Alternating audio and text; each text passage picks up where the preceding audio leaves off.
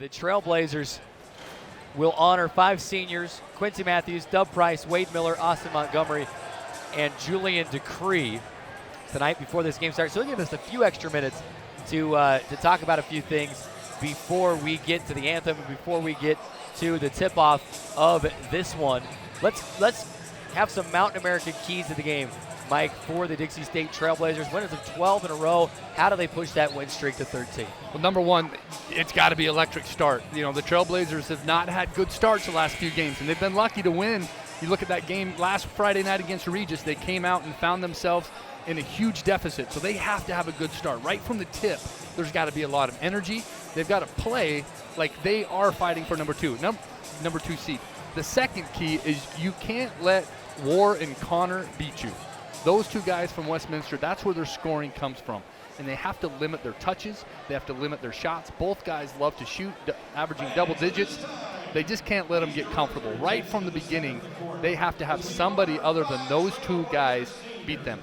The third key is Westminster. If you look at what they do well, they rebound extremely well. And they've got 2 guys in the top 10 in the conference in rebounding. So not giving them extra shots. The final key is they allow about 46% field goal. So their field goal, Westminster's field goal percentage defense isn't that good. And if you're running your stuff and getting high percentage shots, Westminster will give it to you. So keep executing and keep playing and getting the shots that they've worked for. First senior honor tonight, Julian Decree. He's only been here a couple of years, but Mike, boy, he's had a tremendous impact on this team. I'm of the belief that they missed him when he got hurt last year, but they didn't really face a game where they needed him in there until the NCAA tournament game against Azusa Pacific. That's when he was really sorely missed. This year his impact has been huge, and he will be vital to a successful run here in the RMAC tournament and hopefully into the NCAA tournament. Absolutely. Juju's been phenomenal the last few weeks. During this streak, it's his energy. It's that level of toughness and that inside presence that Dixie needs so desperately. And he's been that guy. He's been their anchor down low. He's been the rebounder. And more importantly, Carrick, he's been the guy to get these fans on their feet. And there's no question he's deserving of the ovation that he's getting right now. Julian Decree coming into this game, averaging 9 points per game, 4.4 rebounds per game. And since he moved into the starting lineup, I mean, don't tell him this because he'll brag about it. Since he moved into the starting lineup 12 games ago, Dixie State hasn't lost. Yeah, and I don't think we have to tell him for him to know. He knows. He knows. Next senior honored tonight, Wade Miller. He's been here 3 years and, limited playing time his sophomore season. But really, last year as a junior, jumped in as a guy that could come in and help guys like Brandon Simister, Kyler Nielsen. He was another shooter off the bench. And then this year, he's really thrived in that role. He earned a couple of starts this year, but really his role is that, 7, 8, 9 points a game type of a guy, hitting big shots, that instant offense type of a guy, and just a wonderful career so far for Wade Miller. Yeah, and he's fun to watch. And coming off the bench the way he has throughout the year, he's handled that so well. And he's the type of guy, every team needs a Wade Miller. Every team that's going to be successful needs that spot-up shooter. He is to the Trailblazers what Kyle Korver is to the Jazz.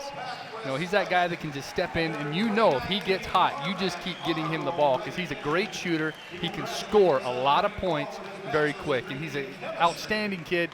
He's done a great job. Love having him on the team. Well, you make that comparison. I sure hope he has a night like Kyle Korver did the other night against Denver. So that would be very, very convenient for the Trailblazers tonight. 2 seniors down, 3 to go as we get set for this one inside the Burns Arena. Of course, the third senior tonight is going to be Austin Montgomery. And unfortunately, he only played in 1 game this season, but he's been here for a few years and, was key in helping Dixie State win not only the regular season title last year, but the conference tournament title. Unfortunately, bad back has kept him out of the lineup this year. One game, he scored 10 points in, 6 minutes of play? Yeah, that's right. And 9 minutes of play, and you thought, oh boy, he's going to be a huge key. And then just after that game was to a point where couldn't really play, unfortunately. But wish him all the best. And he's also, had to come to grips with, there's more to life than basketball. Sometimes we forget that on nights like that. Tonight we're in the arena, but there is more to life than basketball. Your health is important. He's not been able to get on the court this year, but a big part of this program still. Absolutely. And fortunately for Austin Montgomery, he's had a good experience here, but yeah, I can also speak to his time outside of basketball. He's a phenomenal student. Oh my goodness. 3.99 GPA. I'm not going to call out the professor that gave him the A-, but I know who they are. Well, you should. He's a phenomenal student. We were joking yesterday during practice that I don't think there's any classes Dixie offers that he has not taken. He was trying to think of classes that he hadn't taken yet. Phenomenal player. It's been fun to have a great role yesterday, being very involved in practice and helping, and still being very vocal and helping his teammates. Great teammate, great player, great student. I asked him earlier today, or he was yesterday at practice, I said, hey, we're going to see you on the floor tonight? And he said, no, I don't have any Josh Fuller performances in me. So Josh Fuller, remember, played an injured foot a couple of years ago on senior night. Right. Scored on the first possession and then checked out. But love Austin and what he's brought to this program. Next up is the local, Quincy Matthews, who has been just kind of Mr. Reliable over the last 4 seasons, a 4-year guy. He's a guy that, when you need a lockdown defender, you put Quincy in. You need a rebound, you put Quincy in. And then he's able to, for his career, kind of put in, at around 5, 6, 7, 8 points per game. And, really, I know this year, thinking back on it, he's probably going to say, I haven't quite had the year I've had to this point. Good thing for Quincy, there's basketball to be played still. And just a great kid, great player. It's been great to have on this team over the last 4 years. Yeah, Quincy, it's fun to have Quincy. I look at him right now getting his picture taken, and remember the first time I met Quincy here at Dixie State. I watched him play in high school. Yeah. But I also teach English, Carrick, here at Dixie State University, and one night he walked into my English class, and I had the privilege of being his English professor here, and loved having him in class. Worked extremely hard in class. Yeah, he's fun. He's great. Had a season high against Cal Poly Pomona. He's great, and great athlete. I know that he holds all these records over at the Health and Human Performance area of the Intermountain Healthcare for jumping, and my daughter looks at his records all the time as the guy to beat. So there you go. Phenomenal athlete. And now the final senior of the night. Man, it feels like this guy's been around forever. Dub Price. It's going to be weird next season when Dub's not jogging out onto the floor to play. There aren't words, I think, to really say how much Dub has meant to this program. Over that he's the hustle guy, brings his work pail to practice to each game. He's not always the flashiest of players, but he gets his points, his 10, 11, 12 points per game. He gets his rebounds, and he helps you win games. He had a decision to make after the record-setting year last year. He was done academically because of a redshirt year. He had a decision to make. Do I follow Trevor and Zach and Brandon Simister, Kyler, Daylor? Who have I missed? There was 6. I know I'm missing one. Sorry. Anyway, sorry about that. But do I follow them out the door? Or do I play one more year? And he decided to come back and play one more year. And it's a dang good thing, too, because he has been a critical part of this team this year. If you go into their team room right now, after every game, Coach Judkins awards a hard hat to the guy that worked the hardest that game. Felt like me. It's not the guy that scores the most points or the guy that has the most dunks or whatever, but it's the guy that just feels like came to work tonight and worked hard. And that player gets to put a sticker on that hard hat with their number on it. There's a lot of 30s on that hard hat because he brings it. He just brings it whatever you need. You ask him you give him something to do, and he's going to go after it and get it done. Isaiah Clark. My apologies to Slim. We're thinking of you. We love you. Hope the family's doing well. Getting a big round of applause inside the Burns Arena. for these Trailblazers seniors. They've put 2 minutes back up on the clock. I think they're going to let the teams come back out and warm up for 2 more minutes before we do the national anthem, which is fair. I mean, when you've graduated as many guys as Dixie State has graduated the last few years, I mean, just in the last 2 years, it's 11. Yeah. It's 6 last year and 5 this year. That's right. And with that many leaving last year, I didn't think we'd see 5 this year. But just a great crew. And now it's time to get down and play basketball. You mentioned the 3 Mountain American keys of the game: quick start, limit Warren Connor, and rebounding. And Dixie State will look to do that tonight. And we talked about some of the scenarios and what this game means for Dixie State. If you're Coach Judkins, you're not telling your guys, hey, there's a way we could still host if we lose tonight. Nope, you're telling them you're getting the marker board and you're writing 3 wins. Just win, baby. That's right. Win the game, take care of yourself, and you're in the 2 seed. That's it, and that's what it's going to come down to. And I think that these guys know what's at stake, and I think they've got a lot of pride. Burns Arena is looking good already. Great finish to the girls' game, great support. I think this is the environment that Dixie will feed off the energy of the crowd and get going early. Trailblazers, Griffins, getting set to do battle. The in-state rivalry that we will not see for as many years as maybe we thought, but maybe that makes these next couple of years even more interesting and even more exciting, because which team is going to be able to, claim that title of yeah, you're D1 now, you're gone, but we got you in those games. Dixie State and Westminster gonna do battle. Coming up next here on the Trailblazer Basketball Network. Let's step away. We are going to take a 3-minute timeout. Yes, a 3-minute timeout for the anthem. And then right back for the tip. Dixie State, Westminster coming at you on the Trailblazer Basketball Network.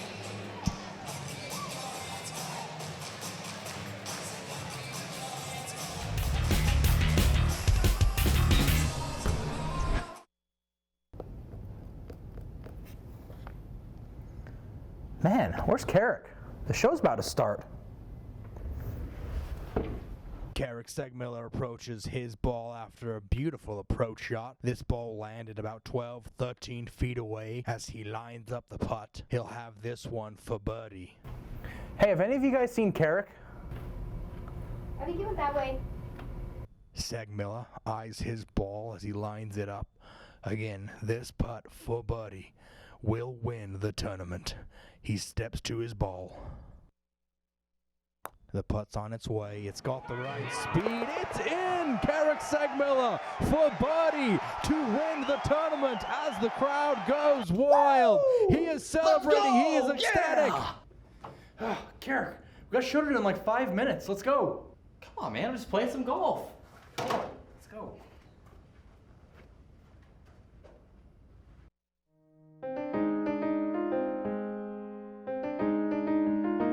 Do you think people like John McCain and other people would just sit there quietly on the sides? Well, and no, and that many Republican activists would refrain from registering their disapproval in the peanut gallery? Some might argue that Republican activist is an oxymoron. Oh, I don't think so. Okay. I think there's a lot of activism. All right.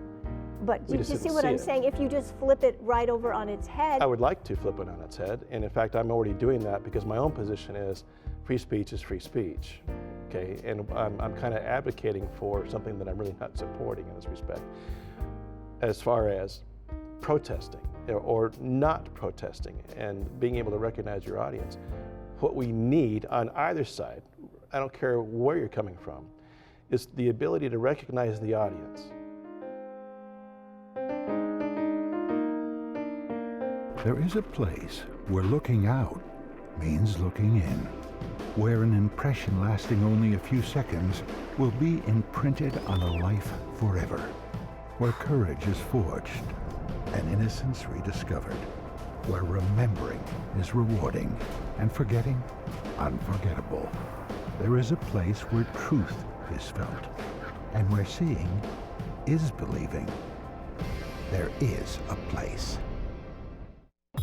Radio Dixie 91.3. We don't play that.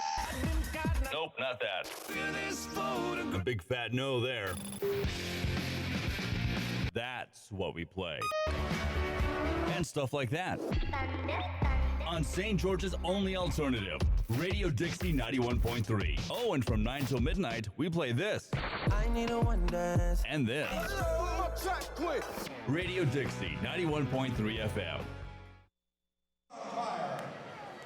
And now let's meet the starting lineup. Welcome back inside the Burns Arena.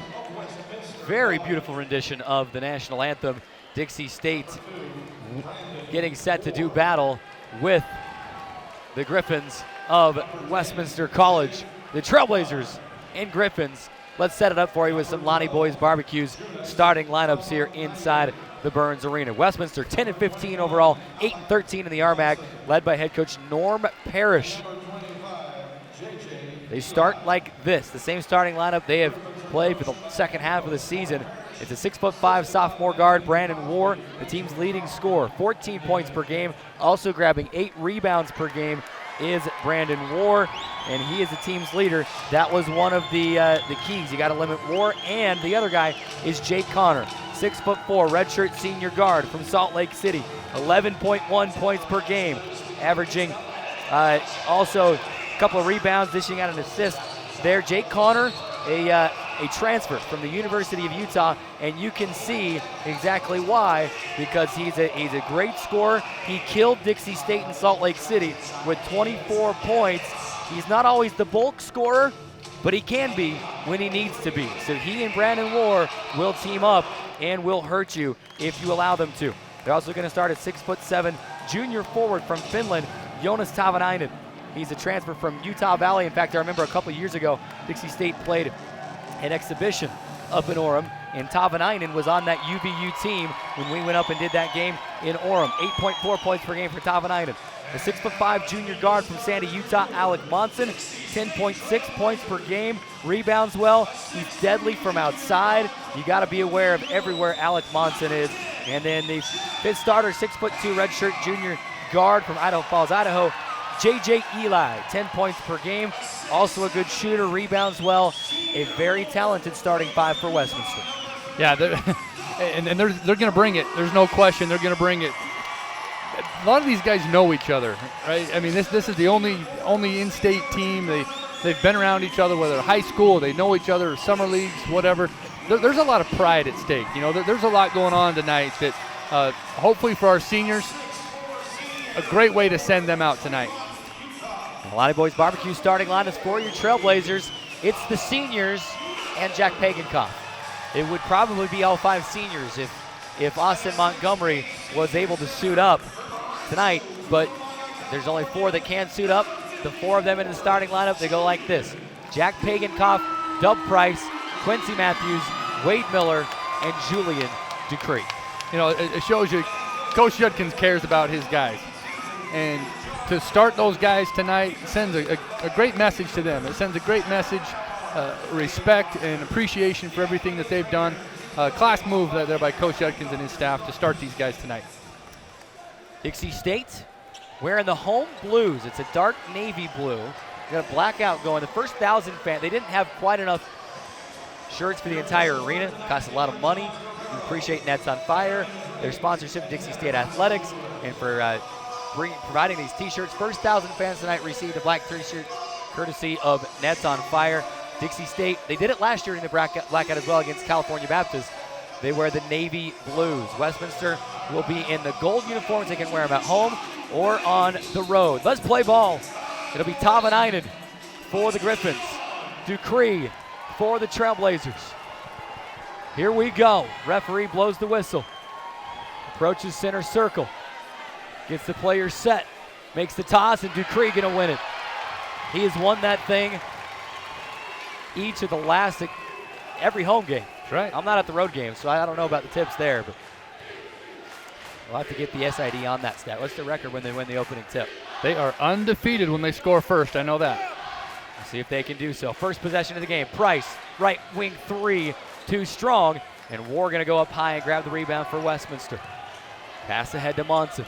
Monson at the right wing. Top of the key, Brandon War. War to Jake Connor.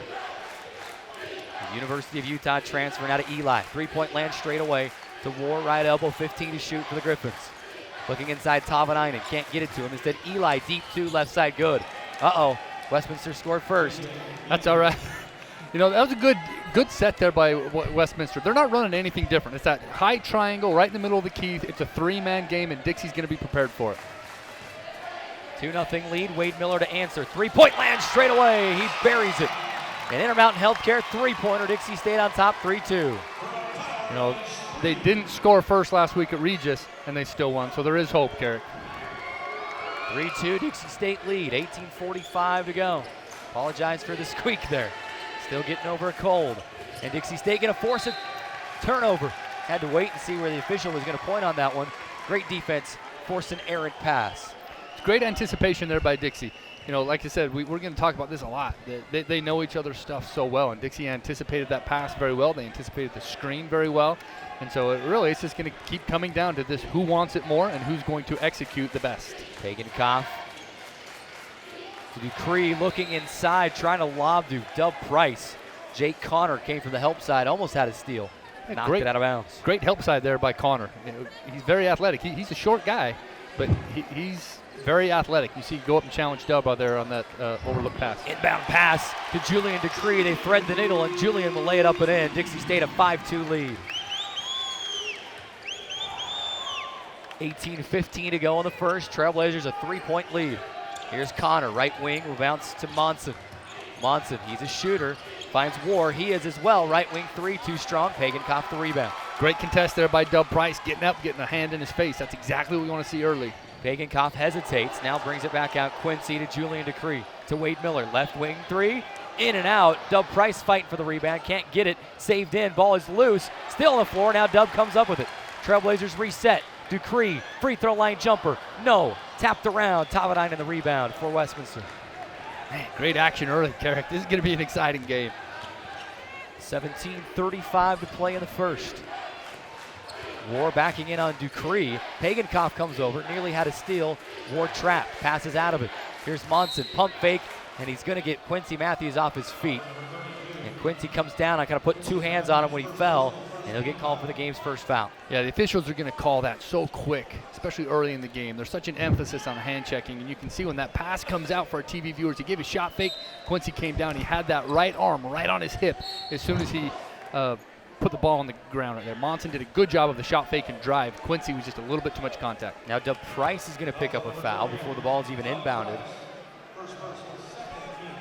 Holding inside the lane. 2 quick fouls against Dixie State. 17:25 to play here in the first. 5-2 Trailblazer lead. Monson to trigger baseline left. Holding. Got to be getting close to 5. Couldn't get it. Finds War. Eli to Connor. Pass was nearly stolen. 3 left wing, no. Rebound Pagan-Koff. Great box out by Dupree. Jack in transition. Gives to Pagan-Koff. Hand off to Wade Miller. Top of the key, Dub Price. Price hesitates. Now to Pagan-Koff. Matt Conway up off the bench, as well as Zach Frampton, Pagan-Koff floater in the lane. He'll hit it with the right hand. He's got 2. 7-2 Dixie State lead. Great start for Dixie. They're running their stuff, and you love to see their confidence, Carrick. Right now, they're playing with a lot of confidence. This group right now is playing extremely hard. Tavanainen will hold. 3-point land straight away, harassed by Dupree. Gets away from Julian and will lay it in. One-on-one, battle of the big men. Tavanainen wins that one, 7-4 Trailblazers. 16:34 to go as we approach the under-16 media. Wade Miller will hold left corner. Swing it to Pagan-Koff on the right wing. Dumps it to Dupree. Miller, 3, straight away, too strong. 3 great looks for Wade Miller early. He's hit 1 of them. 1 for 3 so far. Here come the Griffins. War to Monson. Guarded by Quincy Matthews. 16:08 on the game, 17 on the shot. Monson, deep 2, straight away. Bounces off the back iron. Dub Price the rebound. Quick pass to Pagan-Koff. Jack across the timeline, into the lane, off the window and in. That was a 1-on-4 break right there. Pagan-Koff got it, and he was not going to get stopped. The Griffins did a good job of getting back in the key, and Pagan-Koff took on 1-on-4. And Jack Pagan-Koff going to get called for a foul on the way back up the floor. Yeah, that was one of those shots where you go, no. Yes, Great we'll shot. take it. Great shot. Dixie State a 9-4 lead, 15:50 to play. We'll take a 60-second timeout and come right back to the Burns and the Trailblazer Basketball Network.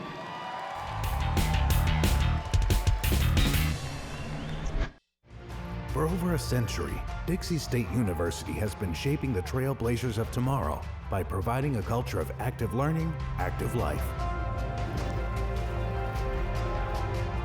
With a paradigm of real-world experience mixed with cutting-edge technologies and rich traditions, we provide one of the most affordable educations in the West, set against the most stunning backdrop on the planet.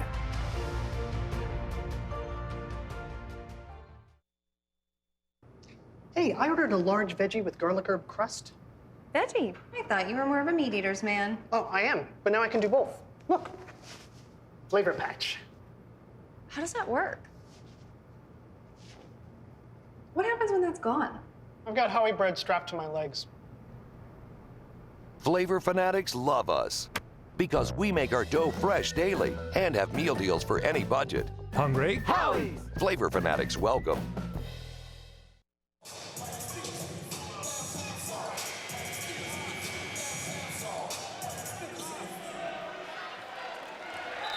$15:50 to play. Dixie State a 9-4 lead. Welcome you back inside the Burns Arena. Paganikoff had a great bucket, but then picked up a careless foul. Dixie State been called for 3 fouls. Westminster not called for any fouls. Trailblazers trying to get this thing back with a 5-point lead. Here's Eli driving inside. He ran over Dub Price. Offensive foul. There's the first foul against Westminster. And the Trailblazers get it back. You know, you love the effort early defensively. Really dominating very early the war of the rebounds right there. Dixie leading 9-4, doing a very good job of contesting the Griffins' shots, blocking off, and then securing the rebounds. No offensive rebounds for the Griffins, and Dixie's doing a great job on the defensive glass. During the break, Matt Conway and Zach Frampton checked in for the Trailblazers. Paganikoff over to Zach. To Dub, trying to pass it inside to Conway, but it's stolen away by Alec Monson. Here comes Monson. Conway trailing the play. Monson inside and lay it up and in. Monson's a good player, and he's able to use his body well. He's smart. He could see that there was an opening, and he took it. Bounce inside. Dub Price will score it for Dixie State. Great minutes by Dub Price. Now, right away, he's doing everything. Defensively, very solid. Rebounding, solid. He's scoring when they need to. Quality minutes there for Dub. 11-6, Dixie State a 5-point lead. 14:50 to go. Here in the first, Tavanainen lobbing into War. Paganikoff there, saves it in. And here come the Trailblazers. Paganikoff has it back, driving inside. No, missed it. And now a foul called against Matt Conway in the scrum for the ball, and Matt can't believe it. That's Conway's first, so you can see that after the rebound, Paganikoff tries to save it. The foul had to be. The foul was on the rebound. It looked like when Paganikoff went up for the shot, you can see him, he switches over to his right, and Conway just kind of right before. Didn't look like it was Didn't look too like much. aggressive. Yeah. Didn't look like much. And again, we're not the ones out there in stripes and whistles. I've learned that one. Into the game, James Waljasper finds Eli. Eli inside. He gets to the bucket. The finger roll is up and in. Boy, he could have dunked that one. Yeah, a little run here by Westminster. Andre Wilson into the game now for Dixie State. Conway will jump a 3, left wing. No. Dub Price fighting the offensive rebound. No. Here come the Griffins.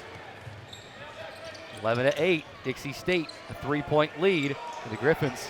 Have a little something to say about that. Tavanainen out to Eli for 3, straight away. Good, we're tied at 11. I'm telling you, Westminster can put up points quick. And Dixie had that lead. Now they're giving them some confidence, and Westminster's going to feed off of that confidence. Now Dixie's got to steal that momentum back. 11-11, 13:40 to go. Is that about 11-11? Make a wish? Yeah. Paganikoff holding right wing. Gets into the lane, loses. Ball's on the floor. It'll be tied up.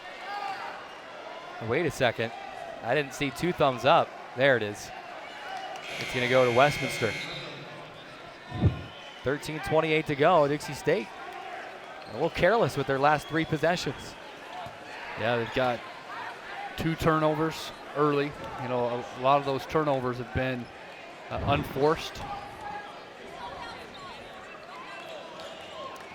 Jason Youngblood going to check in for Pagankoff. Here's War. Over to Monson. Monson driving inside. Off the no. But he's fouled by Julian Decree. Both players going to be down. Decree's kind of, he's holding his head. I don't know if that was just, we're going to get a look at it here. Did Monson bring? No, he didn't. He got the leg down. His head, back of his head bounced off the floor there pretty hard. That's a tough shot by Julian. You know, they'll take him back and talk to him a little bit, ask him a few questions. And Kelby, he's smiling right now, but I was kind of wondering if, before I saw the replay, if it was something, you know, did Monson bring the leg up excessively on the way up? Yeah. You know, was it something maybe they'd look at? But it wasn't. He got the leg down, and then just Julian's head was in the wrong place at the right time at the wrong time. Monson will make the first free throw. 76% free throw shooter. He's got 3 points tonight, and it's a 12-11 Westminster lead. Not the guy you want to see at the line. Monson's a great free throw shooter, but you don't want him to get a good look at the basket here and get his jumper going. 4 points for Monson. He makes both. Dixie State trailing 13-11. 13-12 to play. Wilson will bounce to Dub Price. Price leaves for Conway, offensive foul. Oh, Coach Judkins thinking that he didn't quite get there in time. He slid over a close. little bit late. It was close. A lot of contact. You know, I was watching this thinking Dub may have he should have just shot it. You know, he was up there. He was high enough. Maybe just shoot it. 6-1 is your foul count. 6 called against Dixie State, just 1 called against Westminster here in the first half. Take that for what it's worth. Tavanainen to Monson.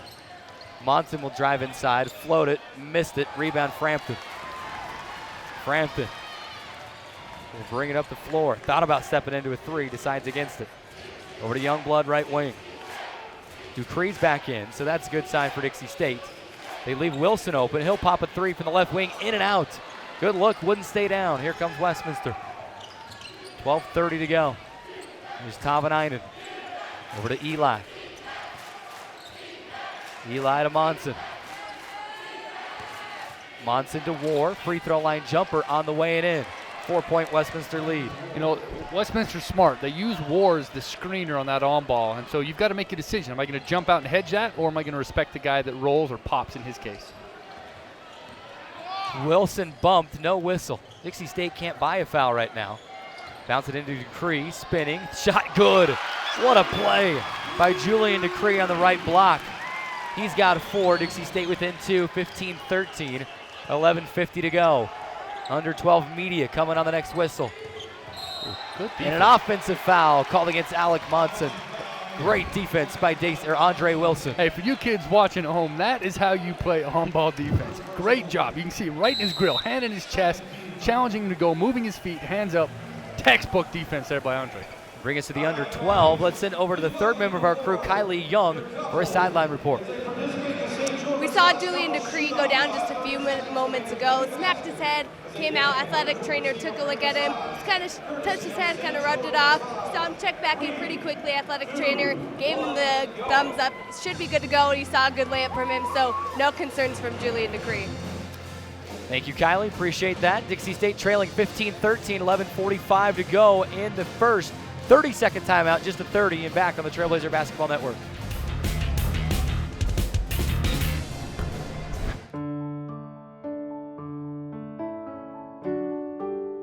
From surgical suites to patient rooms to conference rooms. In scrubs, suits, or sneakers. With stethoscopes, computer code, or mops. We are all caregivers. Intermountain Healthcare. Healing for life.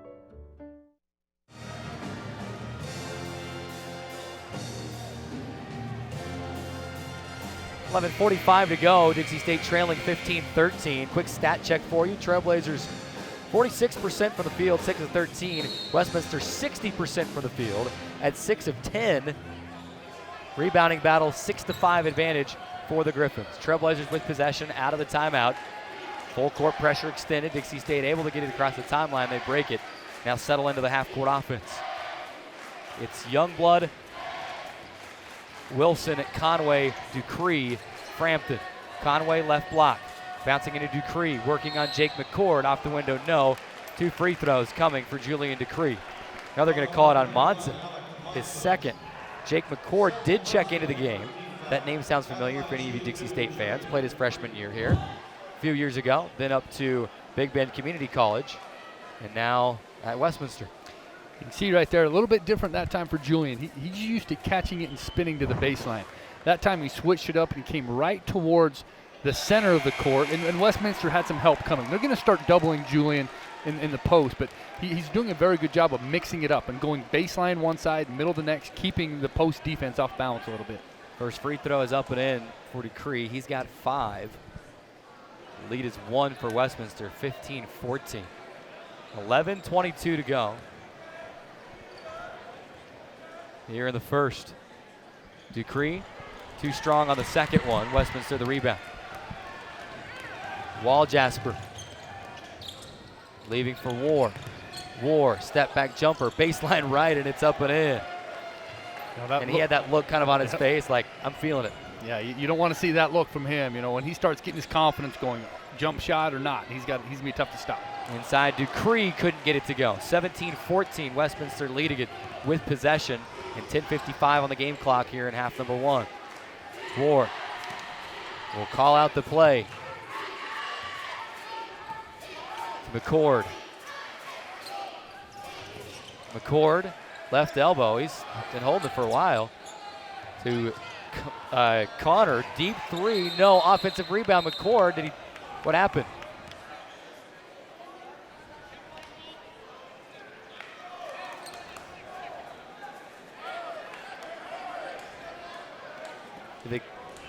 Did it go on a bounce? What happened? I think they were looking at a shot clock. Okay. The ball did not hit the rim. Okay.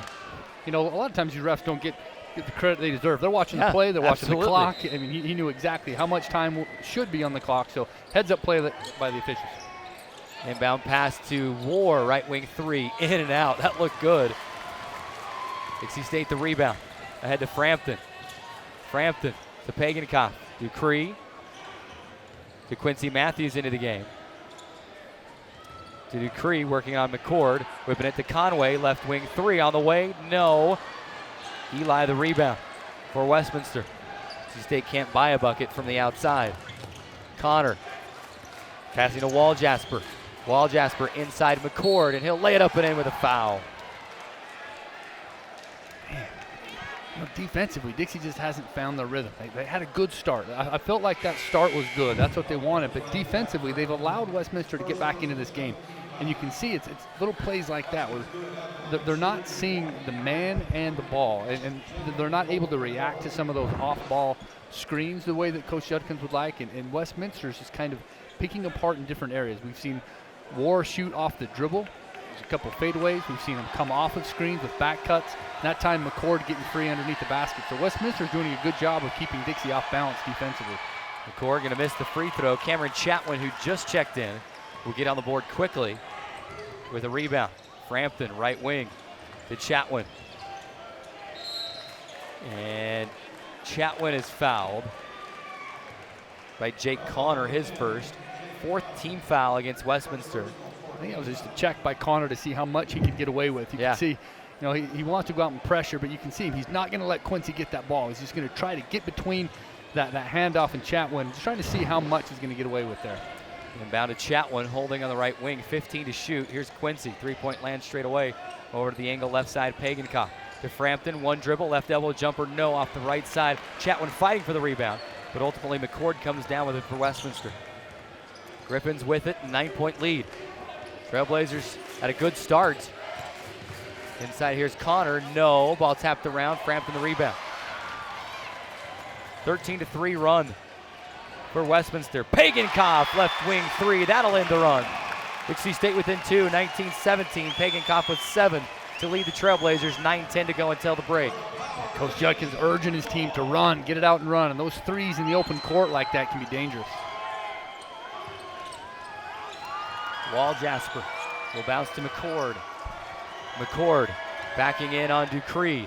Dupree, great defense, smothers him. Here come the Trailblazers. Frampton will leave for Chatwin. Stop and pop 3, left it short. Dupree grabs the offensive rebound and he's fouled on the putback. What a play by Julian Dupree. It almost looked like Dupree got the rebound while he was, I don't know who that was for Westminster. I think it was McCord. McCord was still holding it. Julian Dupree was going to shoot that even if he was still holding on to the ball. He was going to shoot the ball and the player at the same time. Dupree at the line. A pair of free throws. The foul when it gets Wall Jasper. Dupree first free throw is good.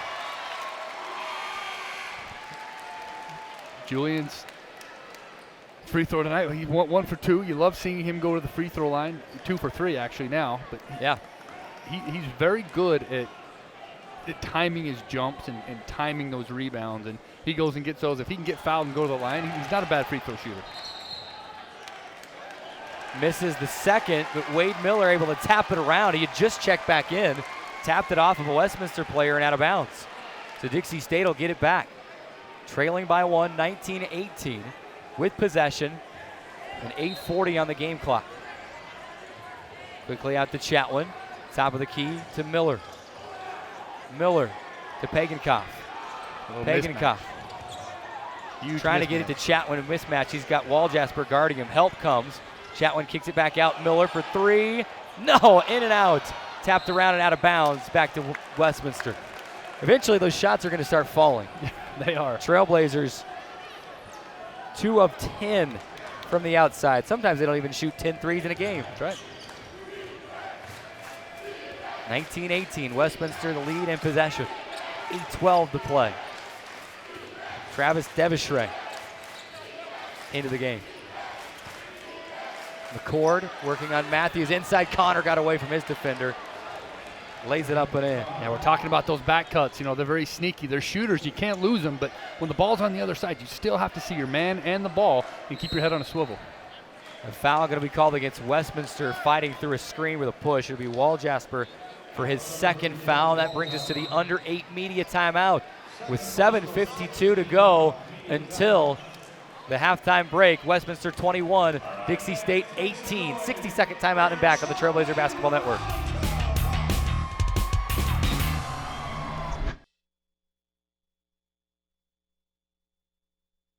Camping World is here to help you connect to adventure and explore the outdoors with friends and family. Offering new and pre-owned RVs to fit every budget and thousands of parts and accessories for any need. Camping World has it all. With over 130 supercenters nationwide, you're never far from America's #1 RV dealer. No matter where your adventures take you, whether you need an RV, parts, or service, Camping World is here to help you every step of the way. Visit Camping World in St. George or shop campingworld.com today. There is a place where the sun doesn't hide in the winter, where the greens stay green and the crimson canyons still glow. There is a place where dimples determine destiny, and a tiny wooden tee holds the outcome in the balance. There is a place where we drive for show, putt for dough, and settle the score with another round. There is a place.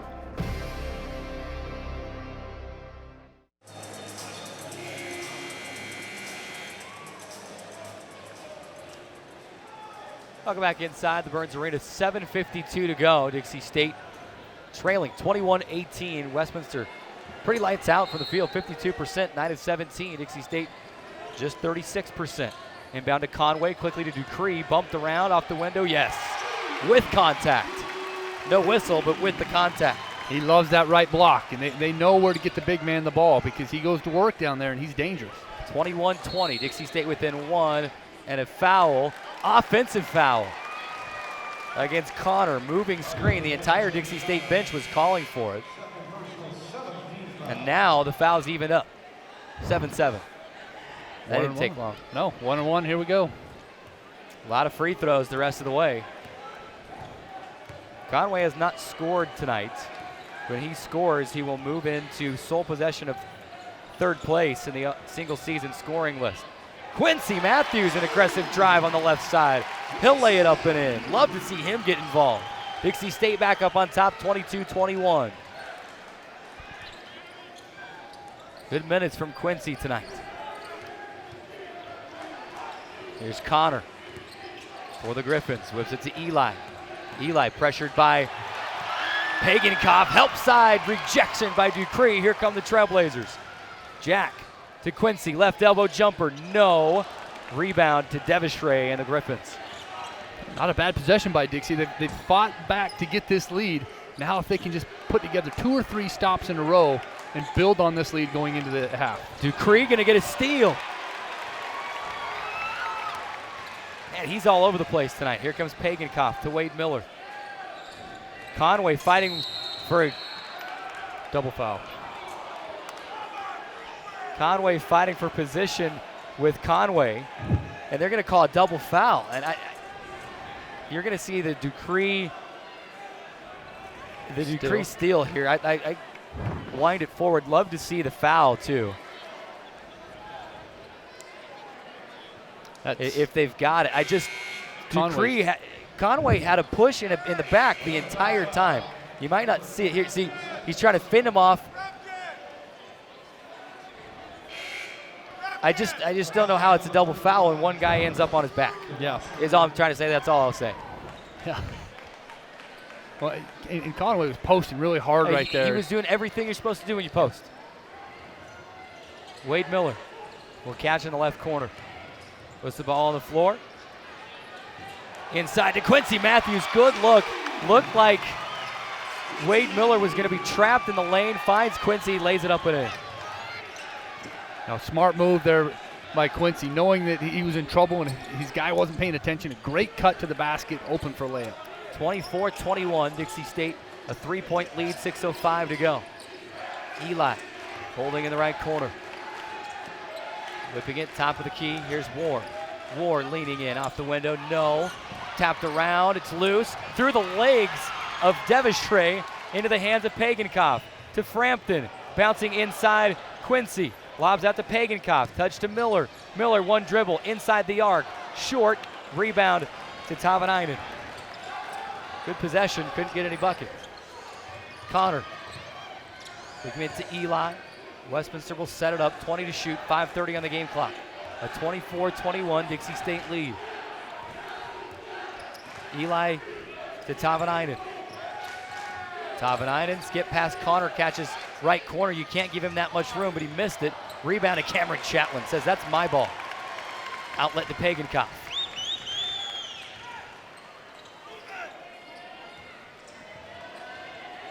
Chatwin, top of the key, Frampton. Over to Pagankoff, offensive foul, going to be called against Wade Miller. Now, I'm trying hard to see what the refs are looking at. There's a lot of contact, but I think a lot of the players are kind of frustrated. They don't know what they're doing. They're getting whistled for fouls, but that's 2 now that we've seen the last 2 minutes where they're just posting. On both ends of the floor, too, I would say, not just against Looks like that Dixie was a State. screen. Yeah. Looks like he was outside of his hips a little bit. 24-21, Dixie State lead. Griffins with it, 15 on the shot, 4:45 on the game. Inside Tavanainen, backing in on Chatwin, missed it, tap back out Connor, offensive rebound. The Griffins will reset. To Ward, 3-point land straight away, pressured by Wilson. To the left side, Devishray. No, couldn't get it to go. A little bit too much on it, Frampton the rebound.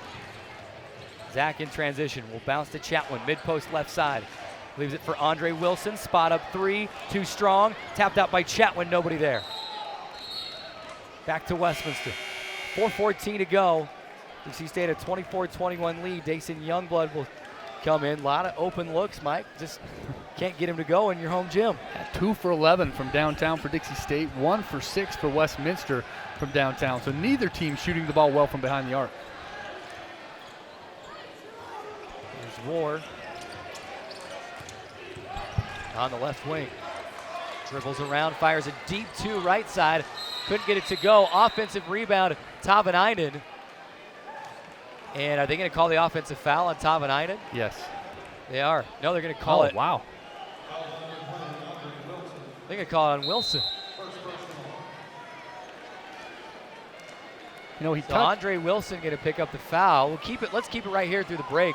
Maybe see if we can kind of take a look at what happened and see what went on out there. Dixie State a 24-21 lead. Yeah, the official walked by and touched. You see him walk by here. He points to him and says, "You're the shooter." He pointed right at Andre and said, "20's the shooter. He's the shooter." So I hope they get together and kind of talk about this a little bit, because I don't see what he called or how he called it. It was probably on a rebound foul, I guess. I don't know what the call was, but see it again here. Oh, there it is. It's pushed early. That's a good call. Yep, good call. That's why we like replay. Yep. Great work, guys.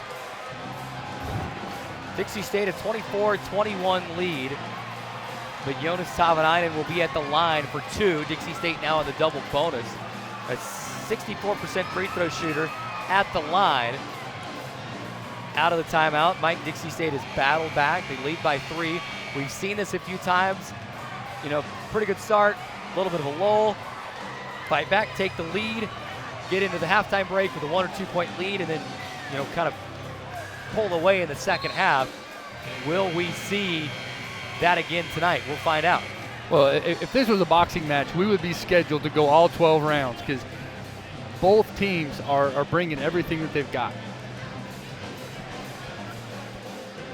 We're going to take a look at it one more time. That elbow coming down on Andre. And I don't think that's just incidental. Yep. And you can see too the way he kind of grabbed. He hit the funny bone, right? Yep. You could tell the whole left arm went numb. Yeah. As soon as the contact was made. Dixie State a 24-21 lead with 3:55 to play until halftime. Of course, Dixie State preaches those 4-minute battles. They'll try to win this 4-minute battle and take the lead into the halftime break. I want to remind you, the InfoWest halftime report is coming up. We'll take a look around the RMAC as a part of that, because while it's simple to say just win and you've got the 2 seed, there are other games happening tonight that can have an effect. So we'll try to take a look at those games, see where they are, keep you updated on those situations inside the InfoWest halftime report. We'll also break it down for you, give you the stats, give you the highlights. Referee's still looking at it. They're trying to see. From what I could see, it didn't seem like it's the elbow they're looking at. It's just incidental. I get, getting together to look at it. It's fine. I'd be surprised if they called anything. Yeah, and we saw in that other angle that Wilson did push a little bit. Yeah, it's a basketball move. You can see right there. He's going after the ball. He's going up, and he's bringing the ball down. I thought it was the right. It's the left arm. That's completely incidental. Yeah, that happens, unfortunately, for Andre. He's on the receiving end of that, but great work by the officials. And a great look by our CEC TV crew. Once again, we appreciate it. All the hard work that they put in. They're here. It's a men's women's doubleheader.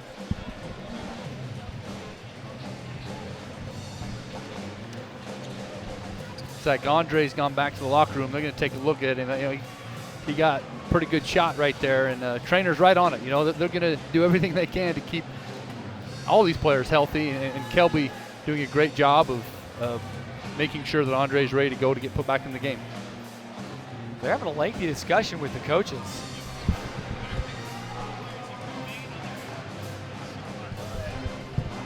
Okay, so with Andre going out, he was a shooter. So the foul. Andre should be the shooter. It looks like the foul did go against Tavanainen.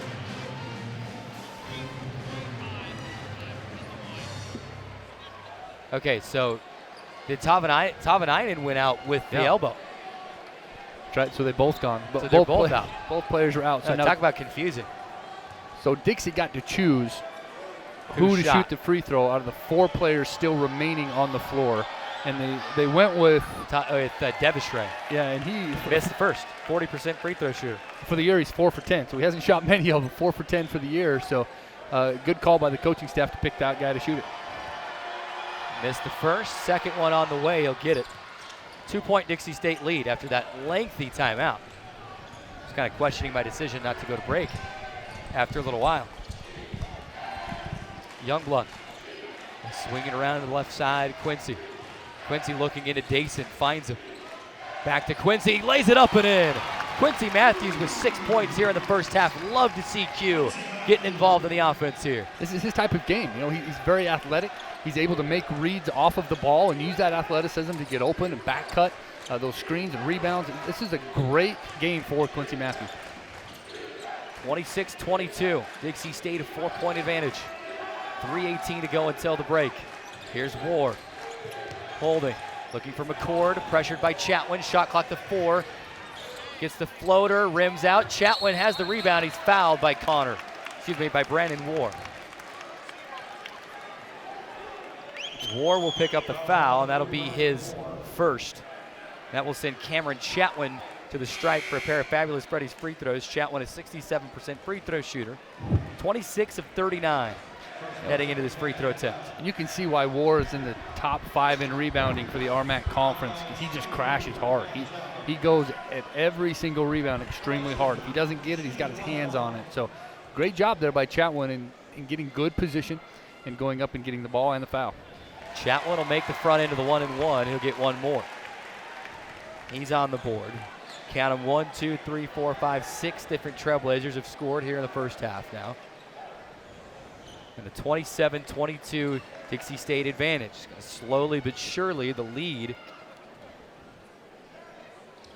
ballooning a little bit. Second free throw is also good. Makes them both. 28-22, Trailblazers by 6. Youngblood harassing Eli as he brings it across the timeline. Eli stops, lobs to McCord. McCord drives inside and lay it up and in. McCord, if you give him an inch, he'll take it. Very athletic. He's got a 4. 28-24, Dixie State lead. Chatwin to Wade Miller, over to Youngblood, right wing. Youngblood bounces into Quincy. Mid-post right side. Back to Wade Miller. Did that get tipped out of Quincy's hands? I couldn't see it. Almost looked like it may have got tipped. And then just a Wade low tried pass. to change it. No, just a low pass right off the knees. Probably a pass that Wade still should have caught. Well, you got to understand, Wade's a shooter, so he's expecting the ball to be high right up here. Up at his waist, and that pass is not a time for a bounce pass. Very hard for the Wade Miller to handle. Yes.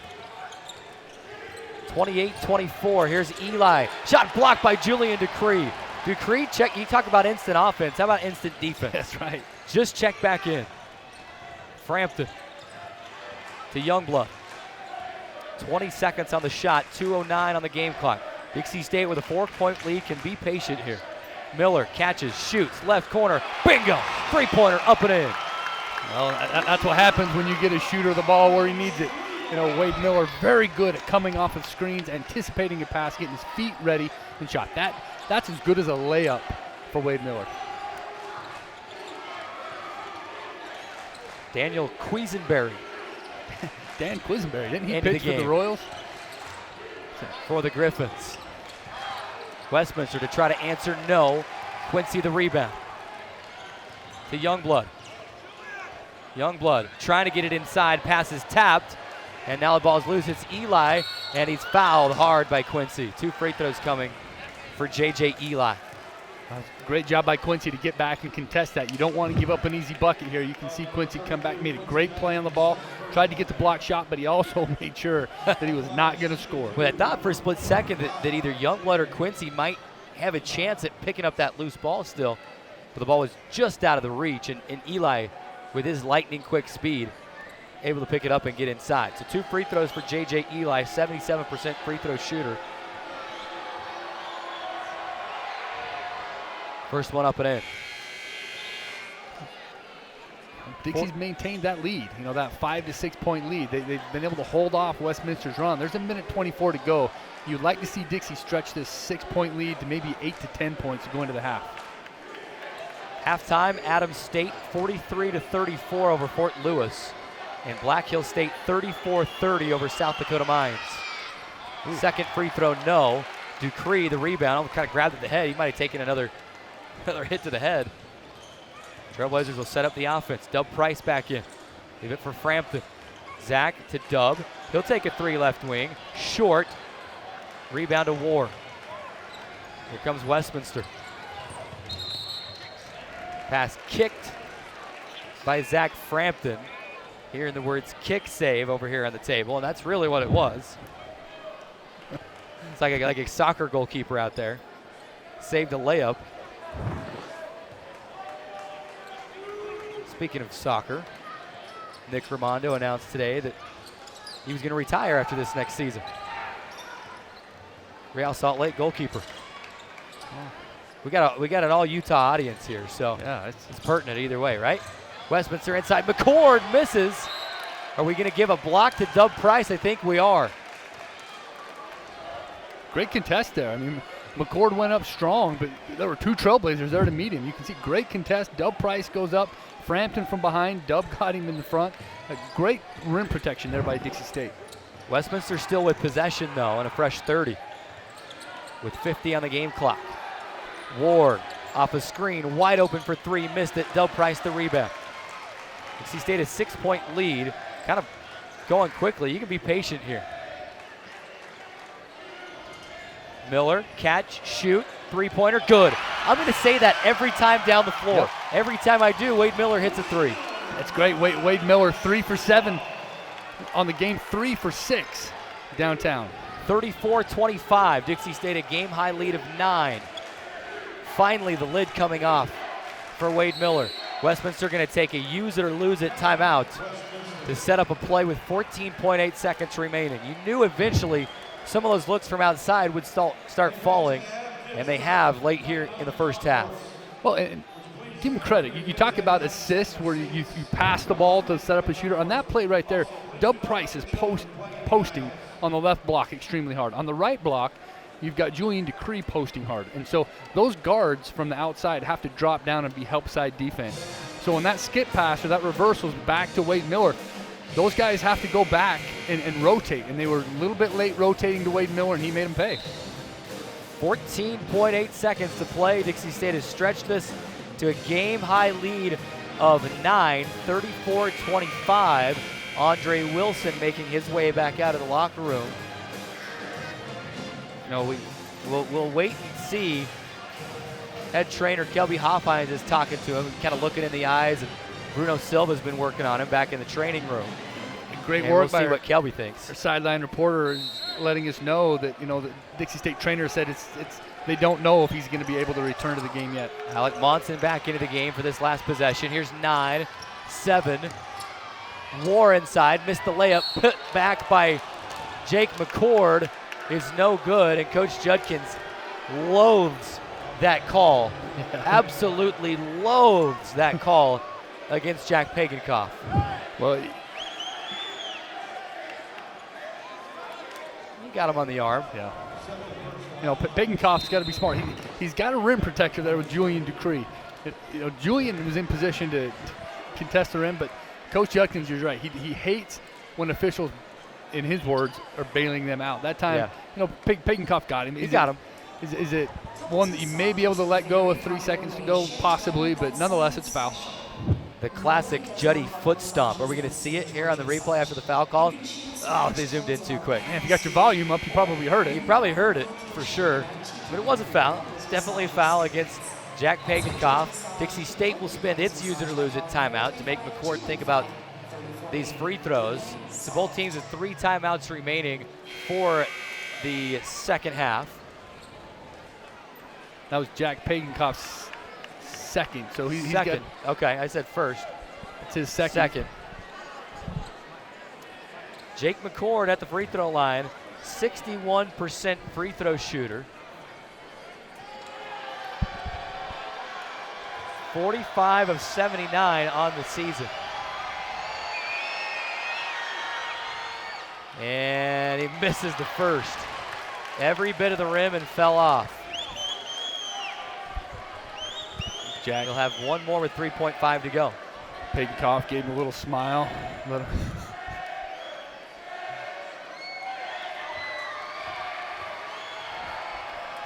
Oh boy. Second free throw up and in for McCord.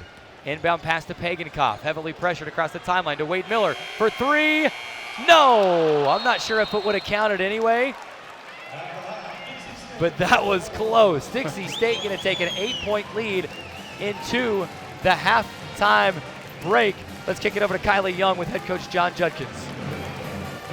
Westminster goes on that 13-3 run. You guys come back. You kept them to only shooting 1 of their last 13 from the field. What adjustments did you have to make defensively? We started to play defense. They were beating us off the dribble. We know their plays, and our guys just weren't talking very good on some of those screens. But they were just driving, beating us off the dribble, and then we had a foul. We got a lot of guys in foul trouble. So for us to have this lead right now with 2 of our guys, our best 2 players with foul trouble, I'm happy where we're at, but we got to play a lot better. Shots are falling from deep. Do you switch anything offensively? Well, they're good shots. I mean, Bubba's missed 3 wide open shots. Matt shot a couple bad ones. We got to get the ball inside, and then those shots are going to go inside and out, and we'll knock them down. All right, thanks, Coach. Good luck. Thank you, Kylie. Thank you, Coach Judkins. Good stuff over there. Yeah. Kylie's always got the numbers. She had worked with David Locke of the Utah Jazz, so now that makes sense. He's the numbers guy. She's a numbers gal. Does a great job with those sideline reports, always having good questions for the coaches. Love the breakdown from Coach Judkins. Dixie State, 34-26 lead. He pretty much summed it all, Mike. Summed it all up.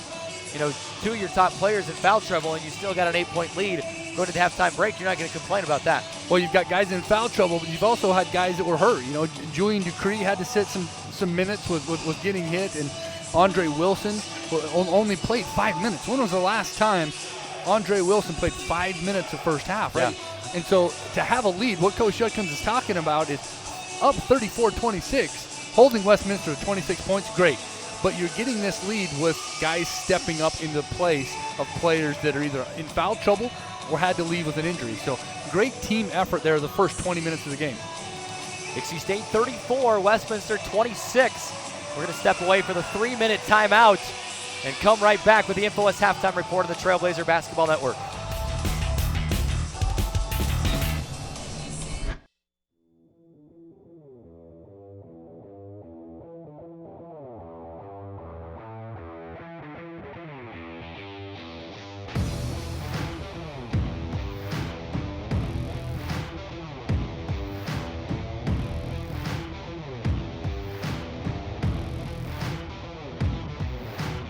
I'm Jimmy. This is my definition of fresh since 1983. At Kneaders, we start simple, making bread from scratch with just a handful of ingredients. It's not the easy way, but it's worth it.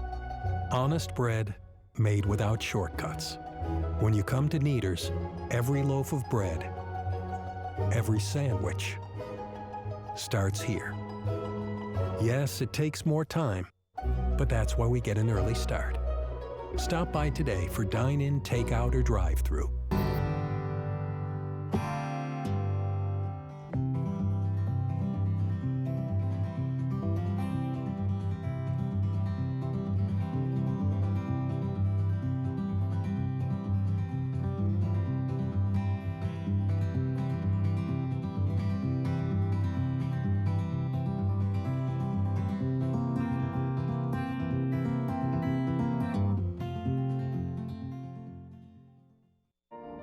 Call it a path,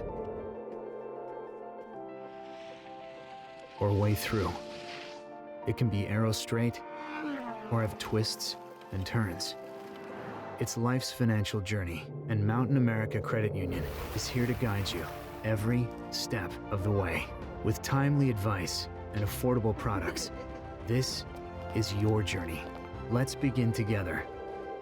We're Mountain America, guiding you forward.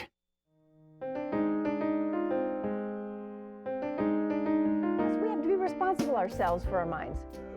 True, right? But that's we can't that's palm it off on being unwitting dupes and just say, oh well, it doesn't count because I got played.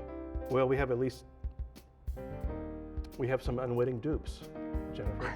We do, but you can't say because we got played by the Russians that we have to redo the election.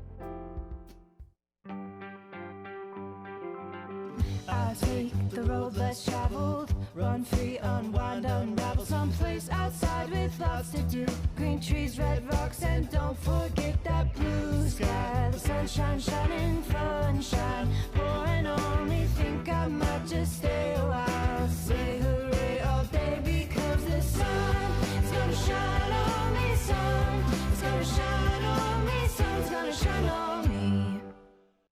Are you ready?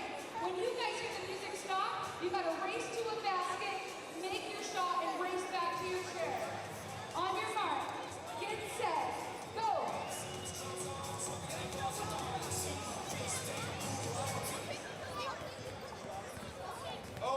It's the InfoWest halftime report here on the Trailblazer Basketball Network. Big shout out and a big thank you to InfoWest for their sponsorship of Dixie State Athletics. Appreciate them and all the sponsors that help us make this athletic department possible and these broadcasts possible. Dixie State 34, Westminster 26 at the half. Let's jump right into it. Let's break it down, Mike. Let's look at the numbers. Dixie State at one point was being outshot by Westminster. Now it's a 43% to 33% lead for Dixie State at the half and a 34-26 lead on the scoreboard. What changed down the stretch for Dixie State to be able to start building this lead? Well, it starts on the defensive end. When Westminster went on that run, Dixie had been dominating the rebounds, and that changed. And they started to crash extremely hard and was grabbing some rebounds, but it's field goal percentage. They started knocking down some shots. They were shooting at one point 50% and getting some high-quality shots. And so Dixie doing a better job of getting that down to 33% and only allowing them to shoot 33%, doing a very good job defensively. But when you look at those rebounds, Dixie not winning the war of the boards the first half. They've got that lead, but in rebounding, they really lacked there for a little bit.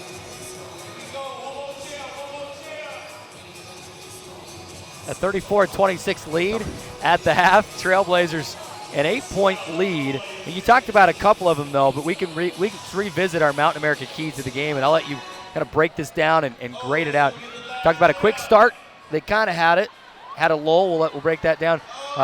We'll see how they're doing with the War and Connor situation. And then you just talked about the rebounding. Why don't you kind of grade out those Mountain America keys of the game for us and how Dixie State is doing with those to this point? Perfect. Well, we talked about a quick start. They did exactly what they needed to do and came out. They got the tip. They didn't get the first bucket, but they started to build a lead. And you could see that lead was big. Dixie's largest lead, 34-26, is what they have now. But early on in this game, they had a pretty good lead. And they got that with playing together and offensively doing a great job of distributing the ball, getting good shots. You heard Coach Judkins talk at halftime with Kylie about, they were getting good shots, they just weren't going down. So that was very important. The second, we talked a little bit about War and Connor and what they mean to the Westminster offense and what they mean to that team. Tonight, War shooting 2 for 8 from the field, but the statistic that is the most telling is he is 0 for 3 from the three-point line. So that's huge. Dixie doing a very good job of making him put it on the floor and dribble rather than catch and shoot. But where War is making his mark on the game is his 5 rebounds. He's got 5 rebounds, no turnovers, and he played 19 of the 20 minutes. He's not in foul trouble. He's only got 1 foul. So he's done a good job. If Dixie can keep him off the three-point line, he's shooting 0 for 3. If they can keep that streak going and contest all of his threes and make him put it on the dribble and become a jump shooter off the dribble, that's going to be a great game plan for Dixie.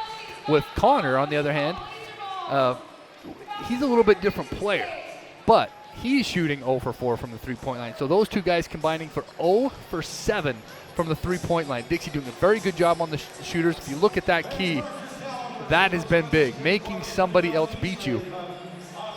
Finally, we talked about rebounding and the war of the rebounds. Dixie right now with 20 rebounds, Westminster 21, and offensive rebounds 5 for Westminster and 3 for Dixie State. 16 defensive rebounds, 17 defensive rebounds for Dixie. So Dixie's got to make up some ground there in rebounding.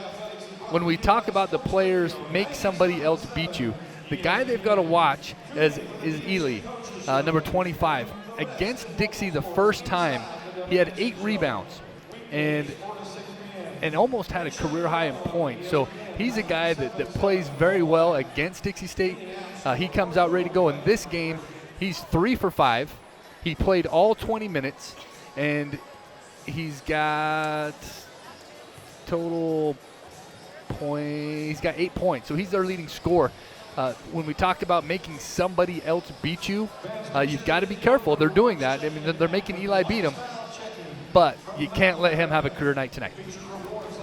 Dixie State a 34-26 lead at the half. It's the Infowest halftime report. Let's take a quick look at some first half highlights for you. There was a lot of them.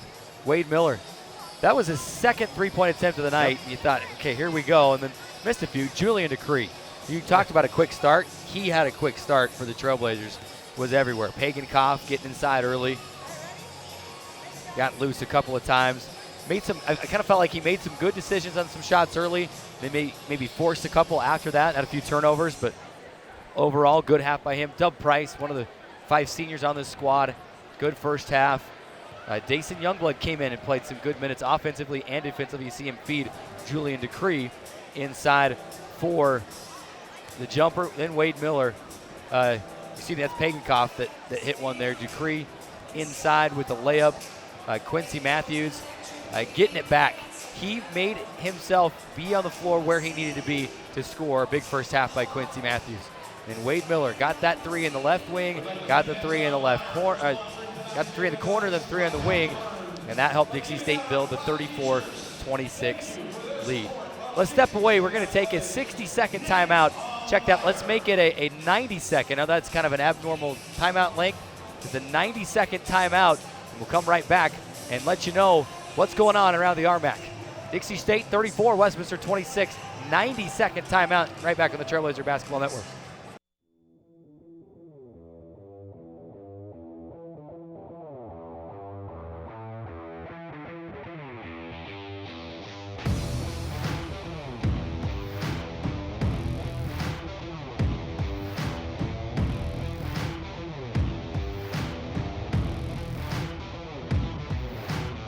I'm Jimmy. This is my definition of fresh since 1983.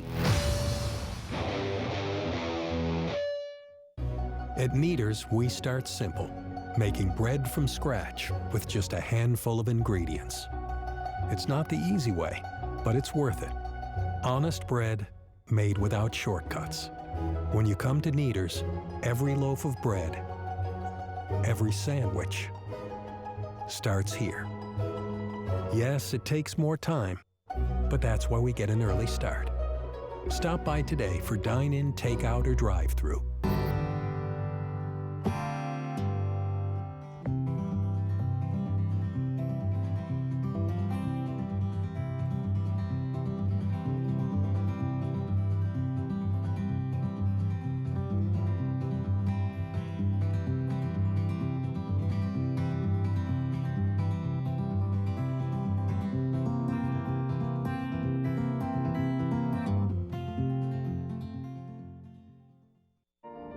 Call it a path,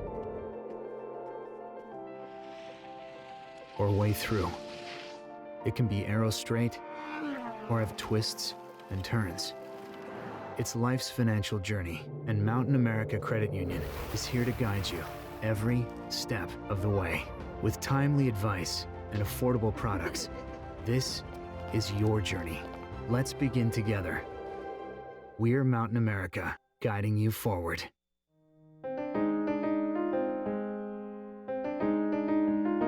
Responsible ourselves for our minds.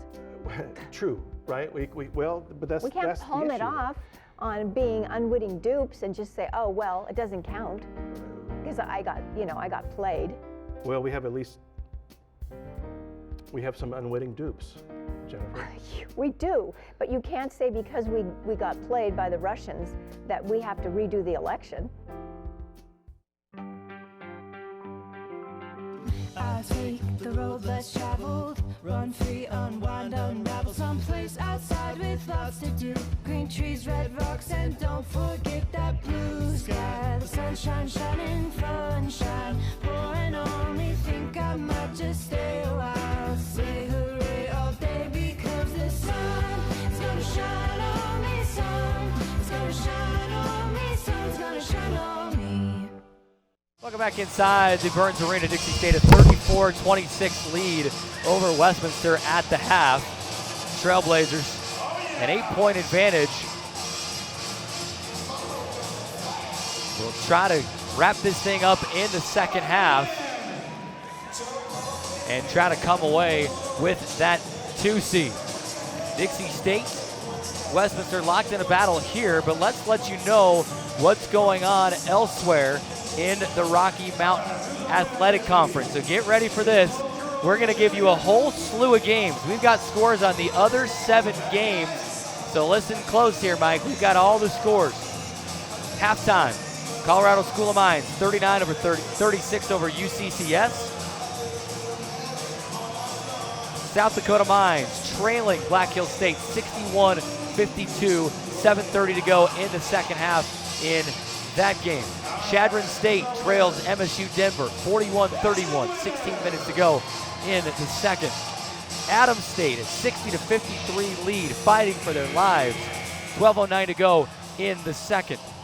Regis rolls over Colorado Christian 98-63. They're now scoreboard watching to see how this game ends. That's right. You know, the game that matters the most is the one right here for Dixie.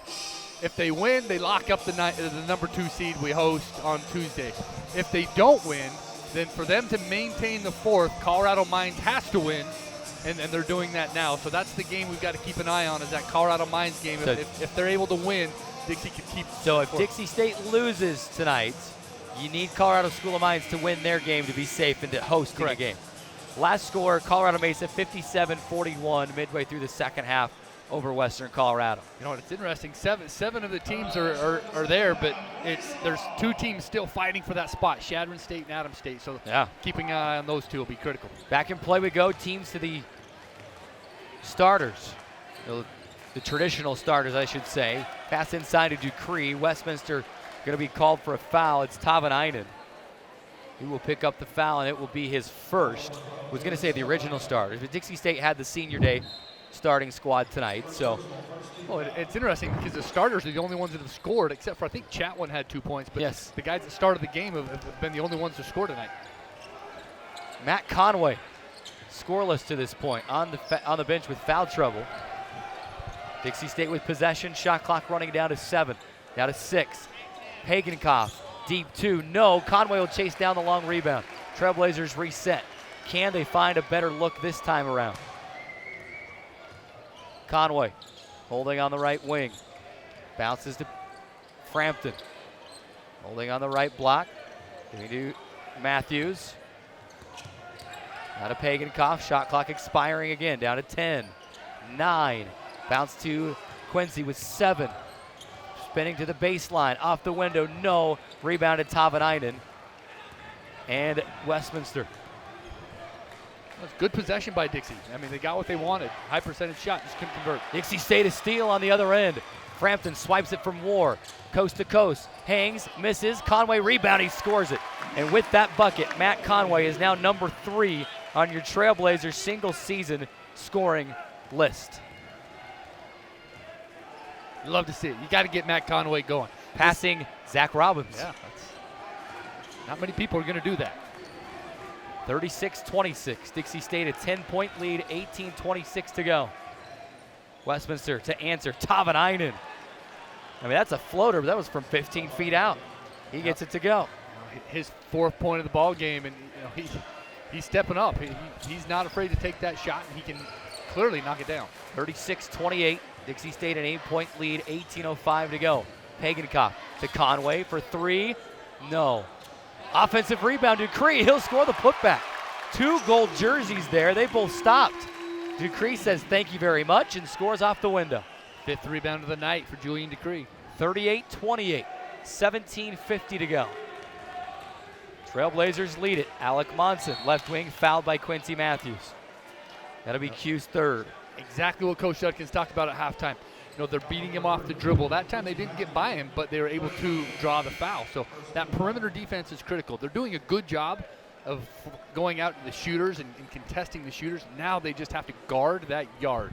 You know, they've got 1 yard to the left, 1 yard to the right. Don't let them beat you with that first step. Andre Wilson just checked back in, so that's good to see. After taking a shot to the head. Deep three for Connor, and he missed it. You'll give him that shot all night long. I don't care how good of a shooter you are, unless your name is Steph Curry. Andre Wilson catches, left corner. Will drive the baseline, leaves for Frampton. A three, right wing. Yes! Good look from Wilson, and Frampton makes it count with a 3 ball.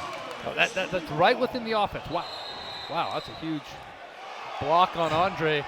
You know, he got there. You can see, love to see the replay on that. A lot of contact. Andre took it right in the chest. Crowd not liking it. A lot of contact on that one. Of course, the crowd's probably going to get to look at it again if they get the replay wound up in time. They're checking on Wilson. And we're going to see it right here. Just tail end of it, didn't really catch it. Super clean look at it. Wilson gets called for the foul, his second. Ball is loose. Pagankoff dives on it, passes back to Dupree. Good hustle. Trailblazers lead by 13, 41-28, 16:55 to go. Now's the time to start building that lead. Trying to put this one away. Frampton left open, a 3 left wing, no. Rebound to Eli. Eli to Connor.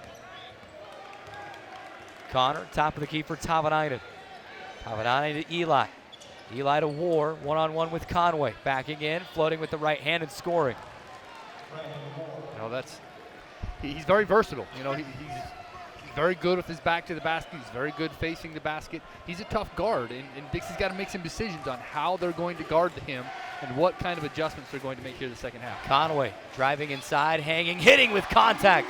Probably could have been an and one. Matt will get it to go. And with that, he moves into number 2 all time, passing Trevor Hill. Wow, he's moving up, man. He's moving past some legends. Now he's got about 30 points to go to catch Casey Winters. I hear for a the sub number 1 coming spot. up. We may see a substitution. Conway inside, no. Ball is loose. Dixie State has it. Into the corner, Pagankoff 3, no. Tapped around, Wilson to try it, yes. Great job keeping that ball alive, not giving up on the ball, securing it, tipping it, looking for teammates. You love that relentless pursuit of just trying to get the basketball. Great possession there by Dixie State. And it will force a turnover, or not a turnover, a timeout. They will start with T. Dixie State hanging in there, staying with it. A lot of good looks on this play. Thought Pagankoff might get that one, but Wilson there to clean it up and score it. 45-30, Dixie State leading it. It is the under 16 media timeout. 15:32 to go. Let's take a 30-second timeout. Come right back on the Trailblazer Basketball Network. Radio Dixie 91.3. We don't play that. Nope, not that. A big fat no there. That's what we play. And stuff like that. On St. George's only alternative, Radio Dixie 91.3. Oh, and from 9 till midnight, we play this. I need a one dance. And this. Radio Dixie 91.3 FM.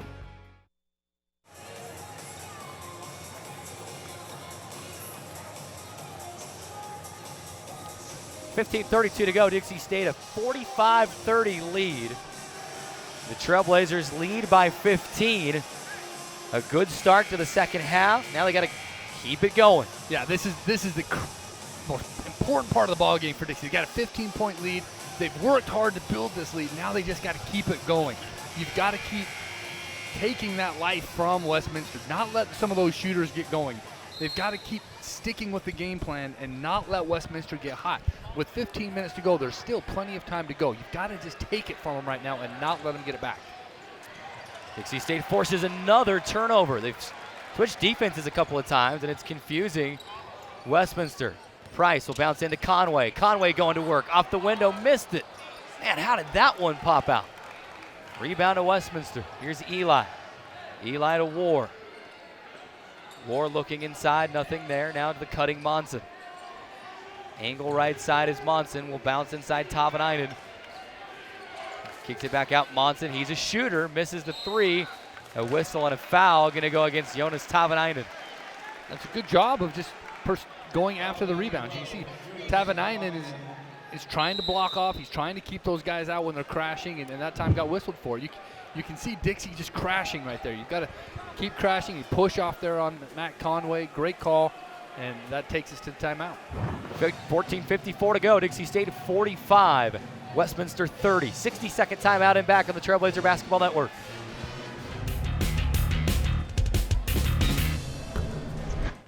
There is a place where rocks bleed and nature blushes on a battlefield green with envy, where dimples determine destiny and a tiny wooden tee holds the outcome in the balance. There is a place where friends are opponents and opponents are friends, where the prize is elusive, the conquest is captivating, and the score isn't settled till the drinks are down.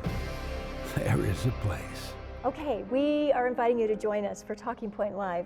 Coming to you, not necessarily live, but tape delayed on the Community Education Channel at 9:30, 12:30, and 4:30 daily, from what I understand. But you can also pick it up on our Facebook page at facebook.com/talkingpointlive. And respond to us, right? Please, on let Facebook. us know, because it's important to understand not only how our conversation is going, but maybe how is it affecting you at home as well. All right, Eric Young, Jennifer Kohler. Talking Point Live. We'll see you.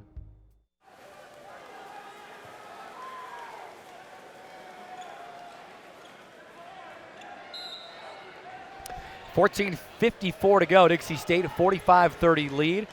Trailblazers so far in the second half shooting 41% from the field. Inside, Dub Price will score it out of the timeout. 17-point Dixie State lead. Oh, that's Dub's fourth point, doing a good job of moving without the ball, moving with the ball. He's just having an all-around good game. Tavanainen to War, right back to Tavanainen. He threw it over, out of bounds. Westminster just out of sorts here in the second. That was great post defense by Conway. Conway doing a good job of keeping him off the block, and then on that repost, readjusting and making sure that the pass is more towards the baseline than to where Tavenar wants to catch it. So great defense there by Matt Conway. Frampton, one dribble, 15-foot jumper, no. Conway battling for the rebound, couldn't get it. Tavanainen rips it out. Pass ahead to Monson. Monson, right wing. Tavanainen holds and gives to Eli. Eli pressured by Frampton. 17 to shoot. Catch and shoot. War for three, left wing, no. And the rebound to Matt Conway. Hands off to Frampton. Quickly across the timeline. Hands off to Wade Miller. And they're going to call a moving screen on Zach Frampton. No, that's tough. You know that. You can see Frampton comes down and he passes it, and then he just keeps going with the side. So yeah, he's moving. His feet weren't set on the screen, so moving screen there I think is an easy call. Yep. Replay's a wonderful thing, isn't it? You see it live, you're like, oh, it wasn't a foul. Then you see the replay, you're like, oh yeah, it was. The refs know what they're doing. That's why I'm over here. Westminster with it. War's got it. Taken out of his hands. Stripped away by Frampton. Zach ahead to Conway. Catch. Missed it. He's fouled. 2 free throws coming for Conway. You know, and nothing's going to come easy for Matt Conway tonight. No. He is double teamed. He is triple teamed in the post. You know, like our keys were to not let Warren Connor beat you. Westminster's saying they're going to make someone else beat us. Is not going to do it. So they're double teaming, triple teaming him. Everything that he gets tonight is going to be something that he has created on his own, because they are not giving him any kind of looks. He's lucky to even get a sniff of the ball on the post because they're just surrounding him with guys. To the free throw line, makes the first. That's when he's got to say, I'm going to really take advantage of these opportunities when I'm at the line. 48-30.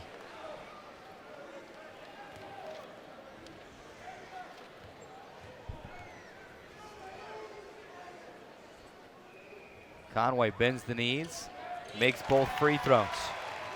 He's got 6, and it's a 19-point lead. It's a comfortable lead for Dixie, but they just can't get complacent. They can't let Westminster get back into this game and make it feel like that momentum has shifted. Dixie State outscoring the Griffins 15-4 over the first 7 minutes. Frampton, another steal. Zach, coast to coast, off the window, no. And out of bounds to Westminster.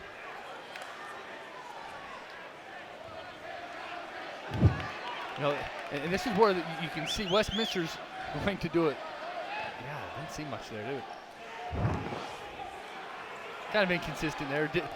Dixie making sure that they've got to control the tempo now. The tempo of this game has to be controlled by Dixie. They've got to have that presence of mind shifting to a zone right now to try to slow Westminster down. Connor for 3, right wing, and it's good. Connor, his first 3 of the game, he's got 5. Does that get him going? Well, they've got probably one big run left in them. Dixie's got to weather that run and just put them away. Dub driving inside, he'll score it. What a move, little hesitation. They didn't think he was going to spin to the base left, and he did. Scored it. Dixie switching from a zone to a man now. They're doing everything they can to keep Westminster off balance, not get into a rhythm. 51-33, Dixie State by 18 again.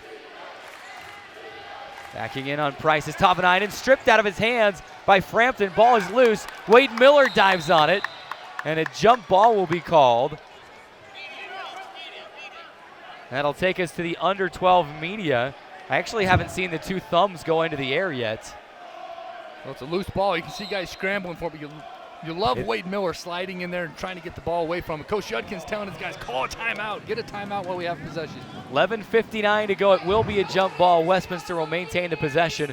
51-38. Now the question for the referees to decide during the timeout, did possession exchange? And I think it did. Yeah. So they should probably have a fresh 30.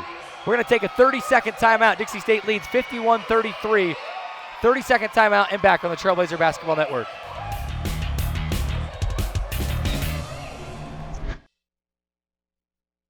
Where do you find the titans of classical music in St. George?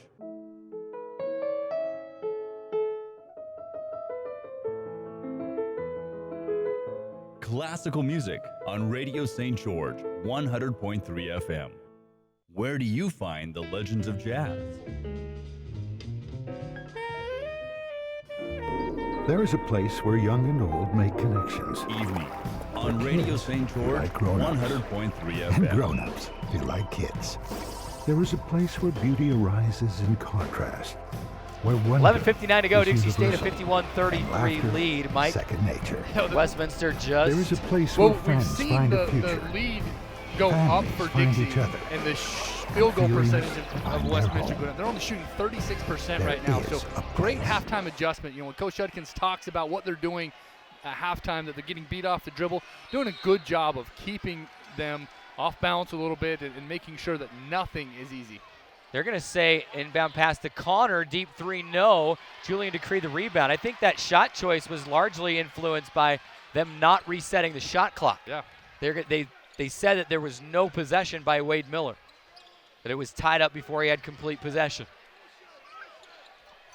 Dixie State the other way. 14 to shoot. Here's Frampton. Handing off to Youngblood. Right elbow jumper. No. Rebound. Alec Monson tapped out of his hands. Ball is loose. Ahead to Eli. Eli bouncing inside. Stolen away by Julian Decree. Man, Westminster just cannot get settled. Trailblazers will set it up. Here's Frampton. 20 on the shot clock. 11-14 on the game. Julian has it stolen away. Running some 4-out-1 in motion. That time the backside help got there to take away that bucket from Julian. And now Decree going to get called for a foul on the other end. Trying to keep Jake McCord out of the lane. 14 turnovers for Westminster. 8 turnovers for Dixie State. That's kind of been the storyline here in the second half. 11:05 to go. Dixie State an 18-point lead. Lob out to Eli, to Monson. Inside McCord. McCord back to War. War left wing to Connor, left corner. pressured, so it'll bounce into McCord, 10 to shoot. Out to War, 3-point land straight away, that's Monson. He'll fire a contested 3. Rims out, Dub Price the rebound. Price to Wade Miller. And Miller threw it basically right to J.J. Eli, but Dason Youngblood able to chase it back down. Trailblazers still with it. Youngblood to Frampton, right corner 3. No. Rebound to Monson and Westminster. Both teams kind of going cold here with a 51-33 Dixie State lead. And Brandon Ward just airmailed that next day air into the third row of the Burns Arena behind the Westminster bench from the right wing. You got to be shot ready. That's like Amazon Prime services right there. Next day air, free shipping. Man, that was a deep pass right there. The Hail Mary. Fans got to have that head on a swivel. Someone almost got a souvenir, but they made him give it back. 51-33. Conway catches, will drive inside and score. Got away from Jake McCord, and he's got 8. Like you said, Mike, working for everything he gets tonight. Yeah, working hard, doing a good job of adapting to that pressure defense and being double and triple team. This is good for Matt because he'll see this in the playoffs. 53-33. Dixie State leads by 20. McCord pressured by Dub Price. He misses. Conway the rebound. Coach Judkins wants his team to push it still. Youngblood to Conway. Conway to Price. Mid-post right side out to Conway. 3 straight away. In and out. Rebound goes Quisenberry. The other way inside to Monson. He's fouled. They're going to say no shot. The foul will be on the ground. And it will go against Dub Price.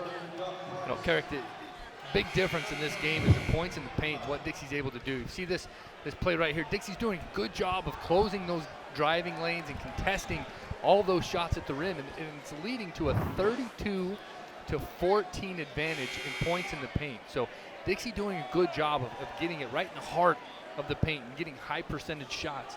You know, right now they're shooting almost 43%. So getting high percentage shots and doing a good job. Westminster, on the other hand, only 14 points in the paint, shooting just over 30%. Westminster with it. Monson will lob out to Eli, then get it back. Quickly inside Tavanainen. Spins away, misses, but he's fouled. And that foul is going to go against Dub Price. He picks up another one, and now that's 4 on Dub Price. You know, the score, his 4th, so Chatwin will check in for him. Gives our students an opportunity to reveal the curtain of mystery. And Tavanainen going to miss the first free throw.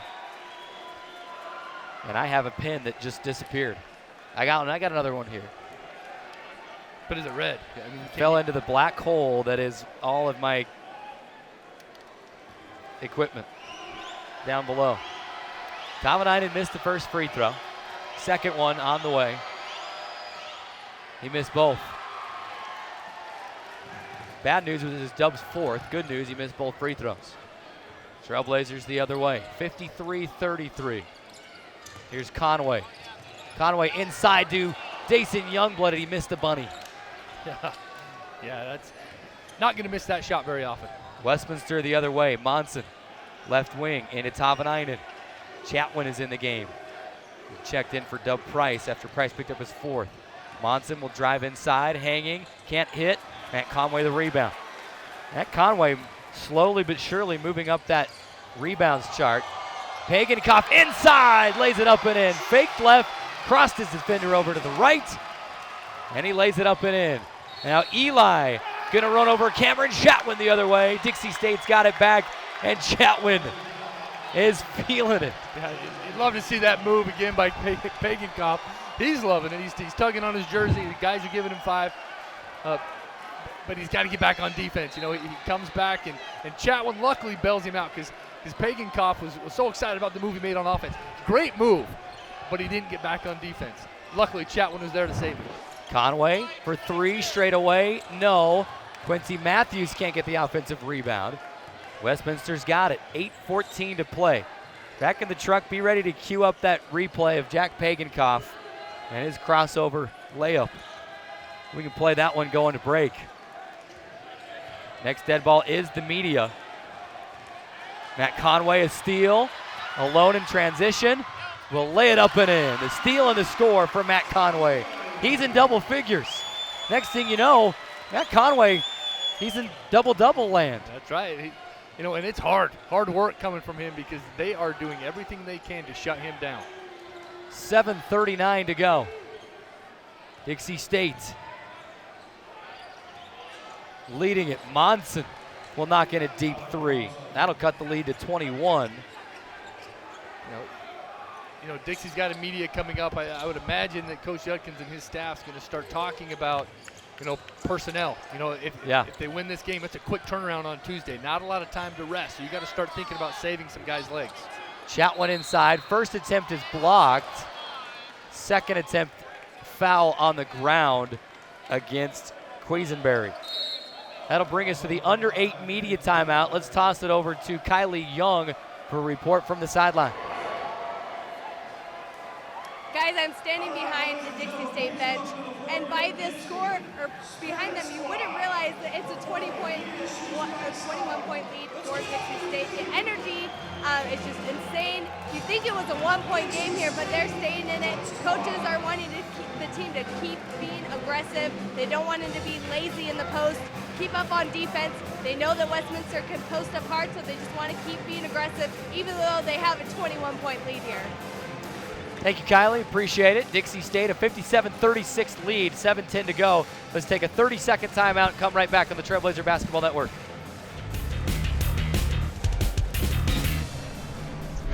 For over a century, Dixie State University has been shaping the Trailblazers of tomorrow by providing a culture of active learning, active life. With a paradigm of real-world experience, mixed with cutting-edge technologies and rich traditions, we provide one of the most affordable educations in the West, set against the most stunning backdrop on the planet.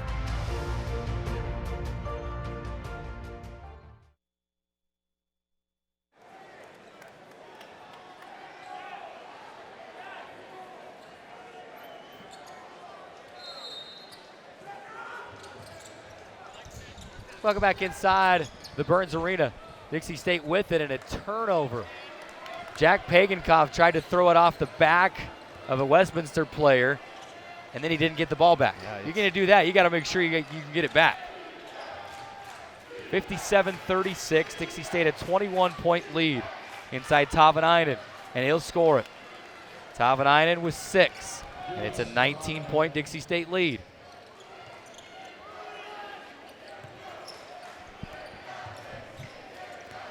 Conway traveled.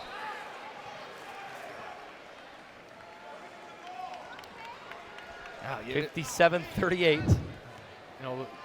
Turnovers, those unforced turnovers are bad, just bad habits. Guys trying to do too much outside of the offense, and as a coach, you want to see him clean that stuff up, especially this late in the year. Eli to War. War leaves for Monson. Monson to War, wide open 3, and it's good.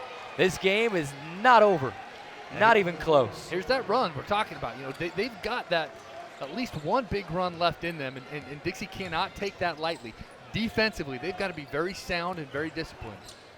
Quincy to Pagankoff. Pagankoff driving baseline right, fires a jumper and knocks it in. Contested look, no problem for Jack Pagankoff. 18-point Dixie State lead. Pagankoff with 11. Westminster the other way. Here's Eli. To Connor with a free throw line shot blocked by, no, they're going to call foul. I'm not even going to say anything about it. They call a foul against Zach Frampton. 2 free throws for Jake Connor. It looked good up top. He may have got him with the body, but up top, it looked like he was in possession and was able to get both hands on the ball. Up top, it looked like a very good block, but maybe he got him. Nope, not down there. I mean, was it a delayed call on the bump? And if so, they shouldn't be shooting free throws right now, unless it's 1-and-1. Well, that's Frampton's third. He's 3 fouls, 3 points. And like you said, this game isn't over, but you've got to look at the time and time and possession and just keep playing hard and play through some of this stuff. First free throw is good, misses the second. Offensive rebound to Westminster, and then a Monson three from the left wing is off. Dixie State gets the rebound. 59-42, 5:24 remaining. Dixie State, 17-point lead. Trying to bounce it into Zach Frampton, and Monson gets a kick. Boy, off the bounce. Did it hit the ref? Yeah. On the end line? Watch out. No one's ever happy with you, and you're getting hit by stray passes. 59-42, Dixie State, a 17-point lead. Offensive foul going to be called against Dixie State. And it's going to be Matt Conway. No, I think our play of the game might be right there on Matt Conway. He got whistled for the foul, turned around, went to say something, spit out his gum caught it out with his left hand, put it right back in his mouth, and smiled at the coach and said, "Hey, I just caught my gum." And that kind of cooled him off because he was kind of hot about the foul. And it was a good job distracting Coach Judkins so he didn't know that was his third foul. So heads up play by Matt Conway, knowing that he's got to chase Casey Winters. And to do that, he's got to stay in the game. Stay in the game. Yeah, great distraction there by Matt Conway. Conway started the game with 453 points tonight. He's at 463 and second behind Casey Winters with 484 for the single season scoring record. Dupree up off the bench. Conway might be coming out. Connor, deep three left wing from Trailblazer Stadium. He missed that one. He did miss but offensive rebound. Chatwin's got it now. Here comes Dixie State.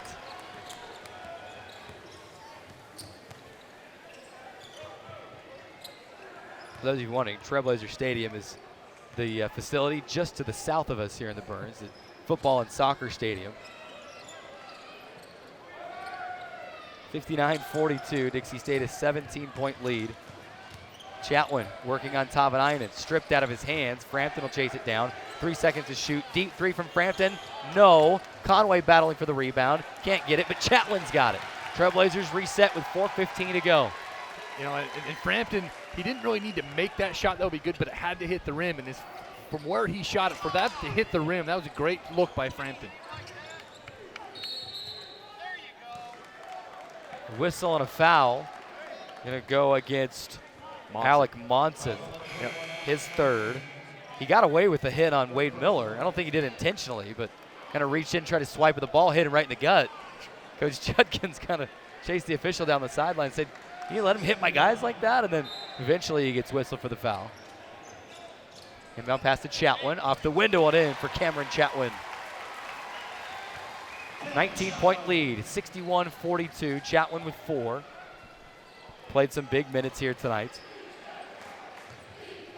And he could be instrumental to a postseason run here for Dixie State. Tavanainen the other way for Westminster will jump it from the baseline left side and score it. He's got 8.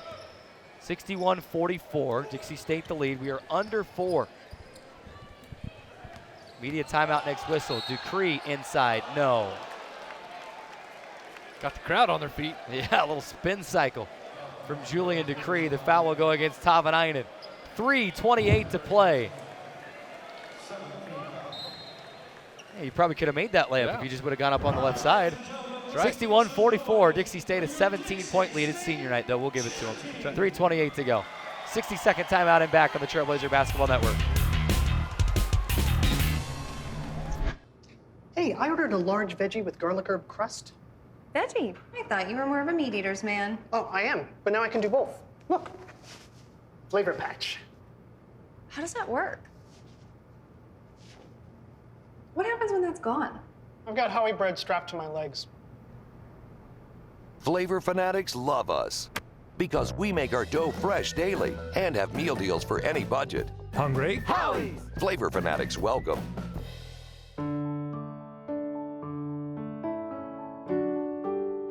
From surgical suites to patient rooms to conference rooms. In scrubs, suits, or sneakers. With stethoscopes, computer code, or mops. We are all caregivers. Intermountain Healthcare. Healing for life.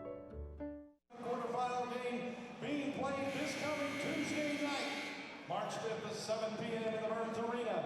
Avoid the lines and purchase tonight or online. 61-44, Dixie State a 17-point lead, 3:28 to go. Julian Decree at the Fabulous Freddy's free throw line. And we are 3 minutes and 28 seconds away from pulling out the Sharpie. Game on Tuesday. Writing in the 2 seed as Decree misses the first free throw. Writing Dixie State in as the 2 seed in the RMAC bracket. You know what's impressive, we're not really paying much attention, but Dixie's only allowed 44 points for this Westminster team that averages over 70. So great defensive effort here for Dixie State.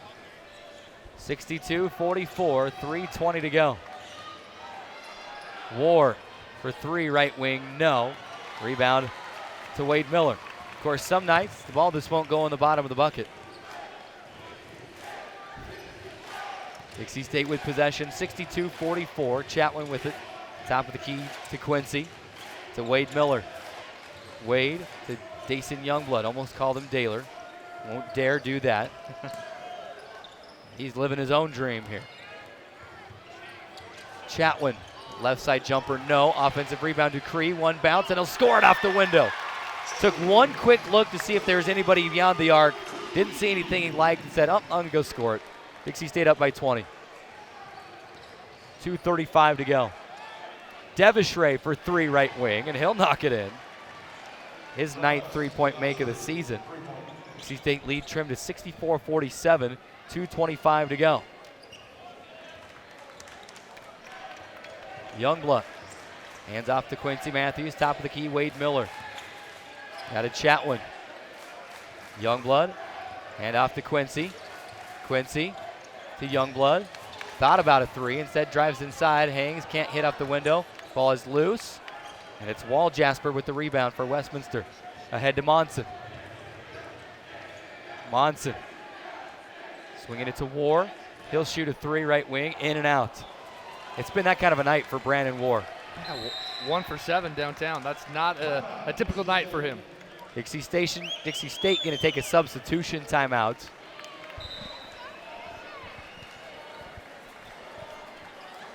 (64-47). Trailblazers lead it, 1:49 to play. You know, when you start talking about the postseason and RMAC tournament and things and referees that you would like to see officiate in that, I hope that this crew gets a chance to officiate in the RMAC tournament. They've done a great job at managing the game. They've communicated well with both teams. A great job by the officials tonight. Certainly. Josh Newbold, Jacob Nichols into the game for the first time tonight. Newbold, you going to take a 3, right wing? No, missed everything. Youngblood rebound, no. Decree and Newbold fighting over the rebound. They lose it out of bounds. You know, what's going to be hard for these guys that don't get a lot of time is, you know, you get an offensive rebound right there. You want to hurry and score. You've got the ball, you've got a good look, and you want to score. But right now, time is too important. It would have been nice to see him back that out. You want to see some of these guys score, but time is critical. If they can move, take some more time off the clock. War, 1 dribble and then knocks in a deep 2 inside the left wing. And he'll get to double figures. You wondered, are you going to keep both Brandon War and Jake Connor under double figures? Well, they've done a great job on those 2 tonight. That's just 9 points for War. I was wrong on my book, so they're both under double figures. No, he's at 11. It just hasn't updated on the board. Dixie State will turn it over. I was questioning my my math on my own score sheet. No, your math's on point. Don't question that. Julian Decree will check out here on senior day. Fortunately for him, it's not often you get to have your senior day, and then you know you have 1 more game at home on Tuesday. That's right. 64-49. Monson, 3-point land straight away, will drive inside and scores it. You know, he's got 9. 13-point Dixie State lead that was 20 just a moment ago. And it's all drive right, drive right, drive right, drive right. You got the winning team, losing team chant from the Stampede student section, and that's what rivalries are all about. 13 straight. Dixie State wins it 64-51, avenging the loss to the Griffins on December 1st in Salt Lake City. Dixie State will get the last laugh. They split the season series. Trailblazers are 18-8. They finished 16-6 in the RMAC, 13 straight, and the number 2 seed. The number 2 seed in the Rocky Mountain Athletic Conference tournament. Just hold on. Let me give you a date here.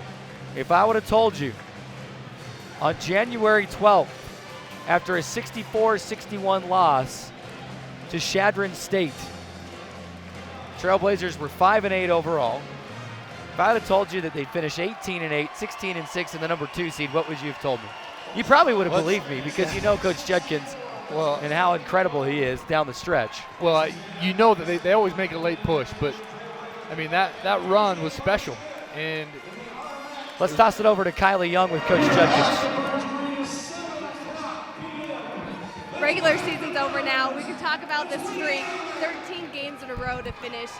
At the start of the season, would you imagine this was how it was going to end? No, I got a lot of new guys, and we started off our season 5-8, 14th place, and we finished in second. These guys have worked so hard, and they've been so coachable. They're believing what we're telling them, and they're doing it. That second half was a lot better than the first half, but we're getting better. We still got to keep playing hard. Sometimes our guys kind of take a play off here and there. We can't do that. But what a great season so far. We're not done yet. We got more to go. So it's nice to get this one so we can have that home game here on Tuesday. We got to get people here, and we got to just now it's, hey, you lose, you're out. We're fighting our tails off to see what we can do. Take a second and just talk about your seniors and what they've done for this team. Well, Dub's been with me for 5 years, redshirted, and then he played. I mean, he just played his guts out tonight.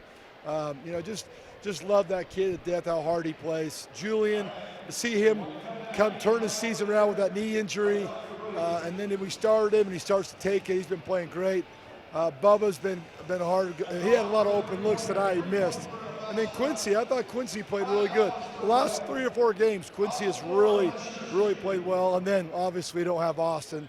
I wish we had him one game. But, he's done things at practice to help us. He stayed focused. It's hard to let seniors go. It's the same as last year's guys. It's just I get so close to these guys, I just have a hard time seeing them go. So we're going to keep fighting. We don't want this thing to end for those guys. Well, you mentioned you're not done yet. What's your focus coming into Tuesday night? Well, we got to get some rest. We're tired. But Monday we got to come out ready to go. And then we don't know who we're going to play yet. We'll find out tonight. And then we'll prepare.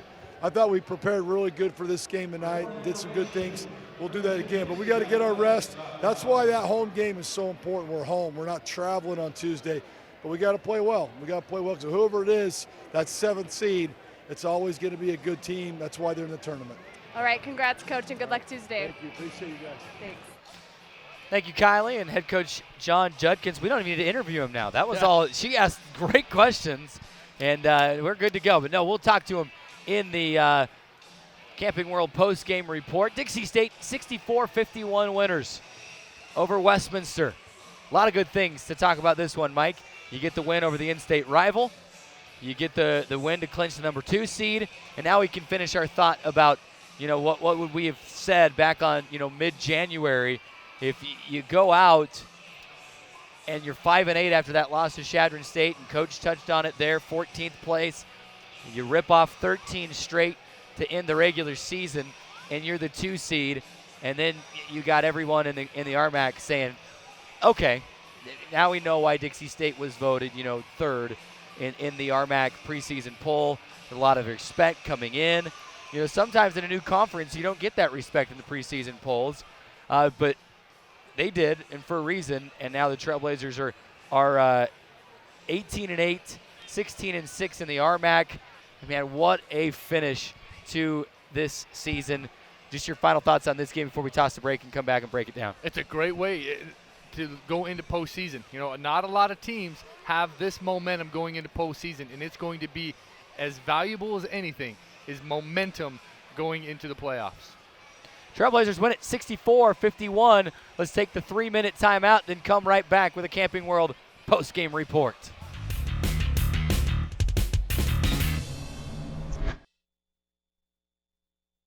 Camping World is here to help you connect to adventure and explore the outdoors with friends and family. Offering new and pre-owned RVs to fit every budget and thousands of parts and accessories for any need. Camping World has it all. With over 130 supercenters nationwide, you're never far from America's #1 RV dealer. No matter where your adventures take you, whether you need an RV, parts, or service, Camping World is here to help you every step of the way. Visit Camping World in St. George or shop campingworld.com today. There is a place where the desert comes alive, where rain breaks forth from solid stone and gardens spring from blistered rock.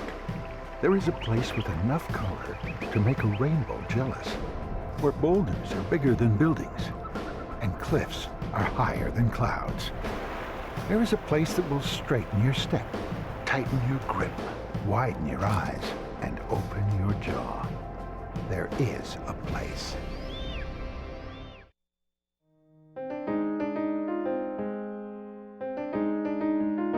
Responsible ourselves for our minds. True, right? But that's we can't that's palm it off on being unwitting dupes and just say, oh well, it doesn't count because I got played. Well, we have some unwitting dupes, Jennifer. We do, but you can't say because we got played by the Russians that we have to redo the election.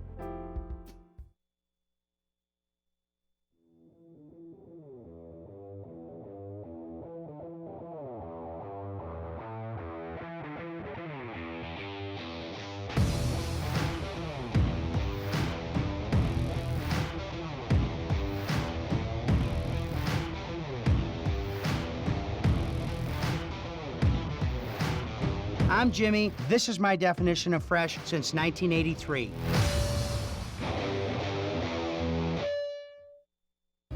At Kneaders, we start simple, making bread from scratch with just a handful of ingredients. It's not the easy way, but it's worth it. Honest bread made without shortcuts. When you come to Kneaders, every loaf of bread, every sandwich starts here. Yes, it takes more time, but that's why we get an early start. Stop by today for dine-in, takeout, or drive-through. Testing. Why did the girl ask the mushroom to dance? Because he was a fun guy.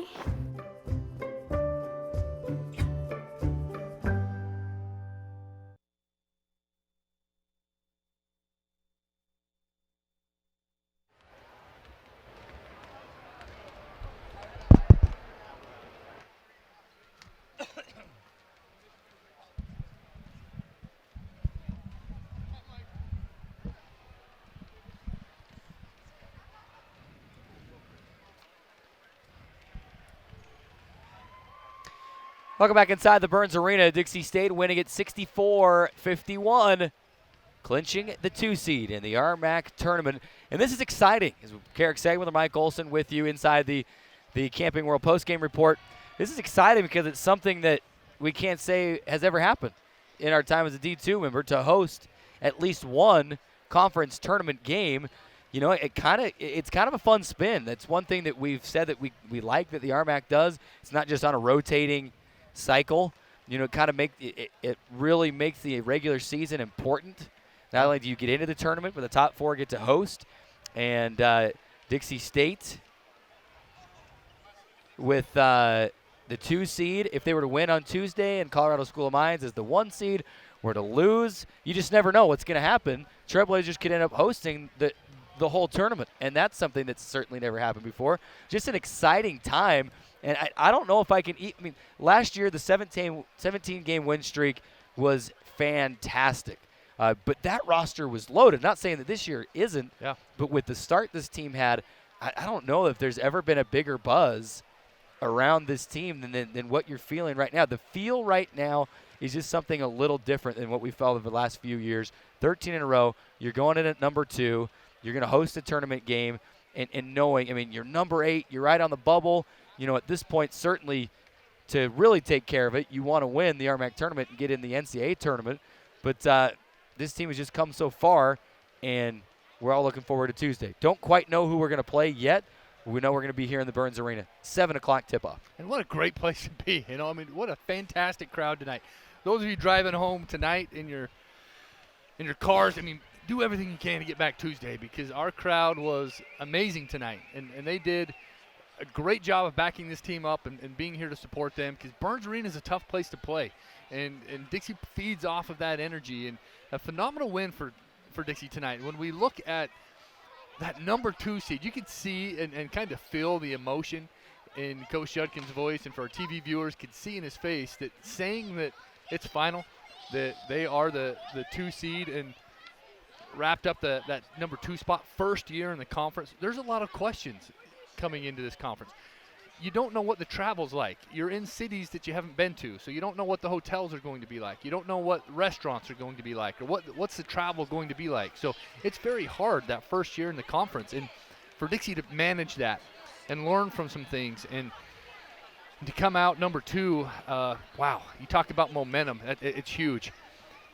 On the flip side, you look at a team like Colorado School of Mines, who was undefeated up until last week, and they lost, and now they're playing at home, and they're clinging to a 2-point lead. 19 seconds to go, a 2-point lead hosting Colorado Springs, which is no pushover in and of itself. Dixie State going to be the 2 seed, but I can see where you're going with that. It's all about getting hot at the right time. Yeah. Colorado School of Mines is a great team playing their best basketball, but you just never know what's going to happen. If Dixie State wins on Tuesday, I keep harping on this, Colorado School of Mines were to be upset, Trailblazers are hosting. You just never know. That's why it was so important to get the 2 seed. Number one, to get the home game first, and then to get into that 2 seed and to just set yourself up for the best case scenario depending on what happens. And Dixie State able to do that. It's been incredible to watch this team overcome adversity the way it has. You know, this game was kind of a parallel to the season, wasn't it? I mean, a decent start. Dixie State was 2-1 to start the season, and then a lull in the middle where all of a sudden you can't do anything right. You feel like you go down by 5, and then boom, you finish the first half on a 20-9 run, and then you come out, you keep it going in the second half. You win by 13. It's a little deceiving. Some late scores with reserves on the floor, and then really this is a 15 to 20 point win for Dixie State, and that's just kind of a parallel to how this season has gone. That's right. You look at, they've won 13 in a row, but it's how they've won those 13. It's been a full month since they've had a close game. You know, the last team that was close to them was, I believe, Adams State. Adams State, February 2nd. Here at Burns Arena was the last close game. Dixie doing a very good job since then to put some distance between them and their opponents and really send a statement to the rest of the RMAC. You know, I loved the exchange between Coach Parrish and Coach Judkins as they walked off the court. The first thing Coach Parrish said was, your guys played their, I'm going to say butts, but that's not what he said. Your guys played their butts off the full 40 minutes. And that's a compliment coming from Coach Parrish, that these guys are not only doing things well, but they're playing extremely hard. And when you have a team that plays hard and they've got great chemistry, combined with a home atmosphere like this, you know, that's a team poised to make a deep run in the playoffs. Trailblazers win it. We are inside the Camping World postgame report. Let's take a look at some second half highlights, and then we'll give you some numbers as we wait for Coach Judkins to come out. We thought that maybe he'd be quick, but it is senior night. They've got to hand out their awards and kind of enjoy the moment. But Matt Conway, scoreless in the first half, and then in the second half, 10 points, 6 rebounds. Dub Price got some good looks. You knew that Matt wasn't going to stay scoreless, and he had a big half here in the second half. As you see, and one of the looks there, Conway getting it going. Pagankoff, a tough shot in traffic. You know, Dixie State was not going to be denied in the second half. Conway, that was a steal and a score. He said, I got to get crafty tonight. If I'm going to get my points tonight, I got to get crafty. Pagankoff, that was a big shot. on the baseline right side, and Dixie State wrapped up the 64-51 victory. I don't know that we've really looked at any numbers because we've just been talking about how great this win streak has been. The Trailblazers win this one. I mean, that's the most important thing, 64-51. For the game, I mean, you're 40.6% from the field for the game, 26-64. Really, you want that number to be higher, but when you limit your opponent to 38% from the field, you're okay with it. Dixie State forced 17 turnovers. Trailblazers did have a few careless turnovers down the stretch. They looked like they might finish the game in single-digit turnovers. They ballooned up to 12, and that's where this game ended. Dixie State, 3 players in double figures, 13 for Julian Decree, Jack Pagankoff with 11, Matt Conway with 10. Dixie State ends up winning the rebounding battle, 41-35. So I think you could look at our Mountain America keys of the game and grade them out very well, and we'll do that after we talk to the coach. Head coach John Judkins joining us in the post-game report here on the Trailblazer Basketball Network. Can you hear us, Coach? You got us? I got you. You got you? We can hear you. I got a bad voice. My voice is sore. Hey, so. You've been yelling a lot. That's okay. Congratulations, first Thank of all. you. Thank you. We were just talking about, and you mentioned it when you were talking with Kylie and your post-game comments there. You go back to, what was it, January 14th. You lose to Chadron State, and you're 5-8, and you're thinking you were so exasperated when you were talking to us that night. You just did. You said, I don't know what to do. I don't do with these guys. Whatever you figured out to do worked, because you got 13 in a row. You're going in at number 2. You get to host an RMAC tournament game on Tuesday. Well, I guess we did our job. I guess that's what we did. You know what I mean? We tried. We got in and watched film, try to see what we could do. We made a change in the starting lineup. And I'm not saying that just because we changed the starters, it changed everything, but it kind of got our guys thinking. I love Quincy and Dub coming off the bench. They bring in some serious energy. And then Julian, with him starting, he's brought in some energy as well. So that's kind of been it. But our guys have, to me, I told the parents tonight, they've trusted us and they believe in us, and now they're not saying, well, why are we doing this? Why are we doing this? They know what we're doing. We tell them, hey, go do this, and they did. I thought tonight our preparation was really good. We missed so many shots. Yeah. I mean, Bubba had so many wide open threes tonight that he missed and normally he makes. But, the toughness was there. There wasn't a lot of fouls called. It felt like that, and that's what I told them. It's going to be like a tournament game. They're letting you play. And now we go play Mesa, it looks like. That's going to be a physical game again. It's going to be like this. Is that what it's looking like, Mesa, I think on Tuesday? Yeah, I think they won again tonight or something. That's what I heard Jeremiah say. So we got to be ready. We beat them twice, but we know we can beat them again. But they're going to give it everything they got, and we just got to be ready for it. But our crowd tonight was outstanding. The cheering and getting after, I love that, and we just hope we can keep this thing going on Tuesday. Yeah. Coach, you held them to 51 points, but with about 4 minutes to go, you had them about 40. Talk about your defensive effort tonight against a team that typically scores mid-70s. Well, Norm does a good job. They run their stuff. They screen a lot, and we knew they do that little triangle action. We worked on that. We got hurt a couple times on a little curl action. But I thought we did a good job defensively. We didn't rebound really good that first half, and the second half we did. Our goal was to get 12 offensive boards, and we got it. We only had 3 at half. I thought that was a big turning part. Matt and Julian and Dub, they were boarding even Cam. Cam had 7 boards tonight, just crashing the glass, and I think that changed the game. And then once we got up by 20, I saw a little bit of a letdown on them and stuff, and I thought we did a good job. But I thought we played hard. It wasn't one of our best, I don't think, overall, but I like how we passed. We had 15 assists and 12 turnovers, which we did a good job that way. But it was a good win. I knew, a rival game, it's never an easy win or whatever. I knew they were going to fight as hard as they could, and I give Westminster a lot of credit for that too as well.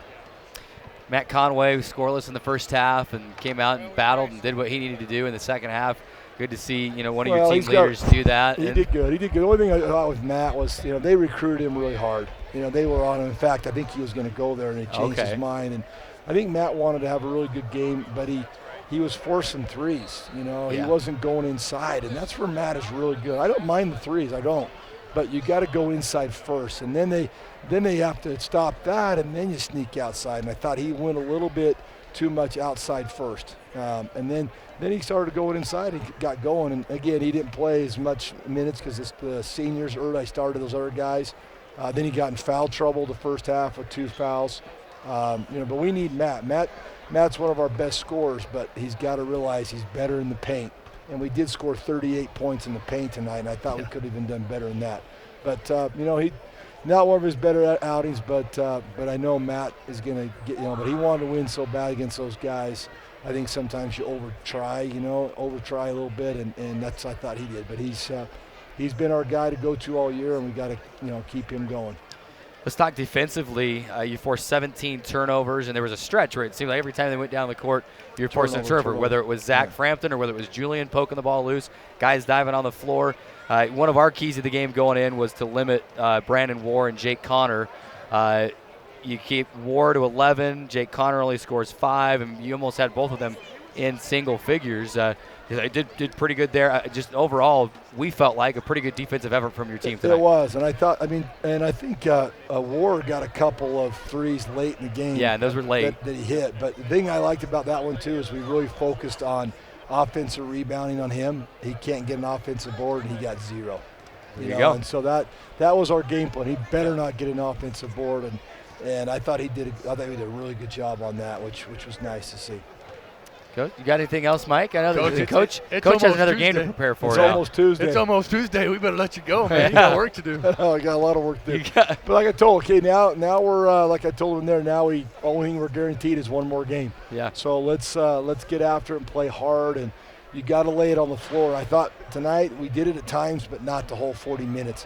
We got to play it like your last game, and now that's what we're going to do. But we're excited to have a home game. That's going to be huge. That's new. You get to host a conference tournament game. We just got to get people here and cheering and getting us out, because that energy just gets us going. And that team traveling in, like you said, they're I don't know where Mesa is right now. I think Mesa's at home. But Western. But they got to drive down here on Monday, and we hope it's snowing and it's cold. And yeah. No, but we're going to get our rest. We're going to get our rest tonight and be ready to go again on Monday and get after it. But appreciate you guys covering us. Congratulations. Appreciate it. Good luck. Thanks. Head coach John Judkins in the Camping World postgame report. Now, I don't know, and I have to look at the tiebreakers, and I have an email that there was so many different scenarios that it made my head hurt. I didn't even know how to decipher it. But I can say that Mesa going into this game was listed above of New Mexico Highlands in the conference standings at 14-8. I don't know if that was just an alphabetical thing between the two teams that were 14-8. Both Highlands and Colorado Mesa won tonight, so I don't know what the tiebreakers are there. I mean, you'd almost rather, and we can talk about this, those guys, give them an opponent, Bill will figure it out. You almost rather play Highlands again, wouldn't you, rather than having to play Mesa a third time? Or maybe it's all about matchups. Maybe you match up better against Colorado Mesa than you would with a New Mexico Highlands team that probably ticked off about the way they played the last time they were here. So maybe it's a toss-up. Well, and you've got some great scores on Mesa that can go off. I believe is it Nichols that leads the conference in scoring. So anytime you've got a guy that can score like that quick, you get him in a postseason scenario on the road, and who knows what will happen. So, the good thing is the game is at home. Yes. And it doesn't matter who you've got momentum. Whoever it is, you've played them.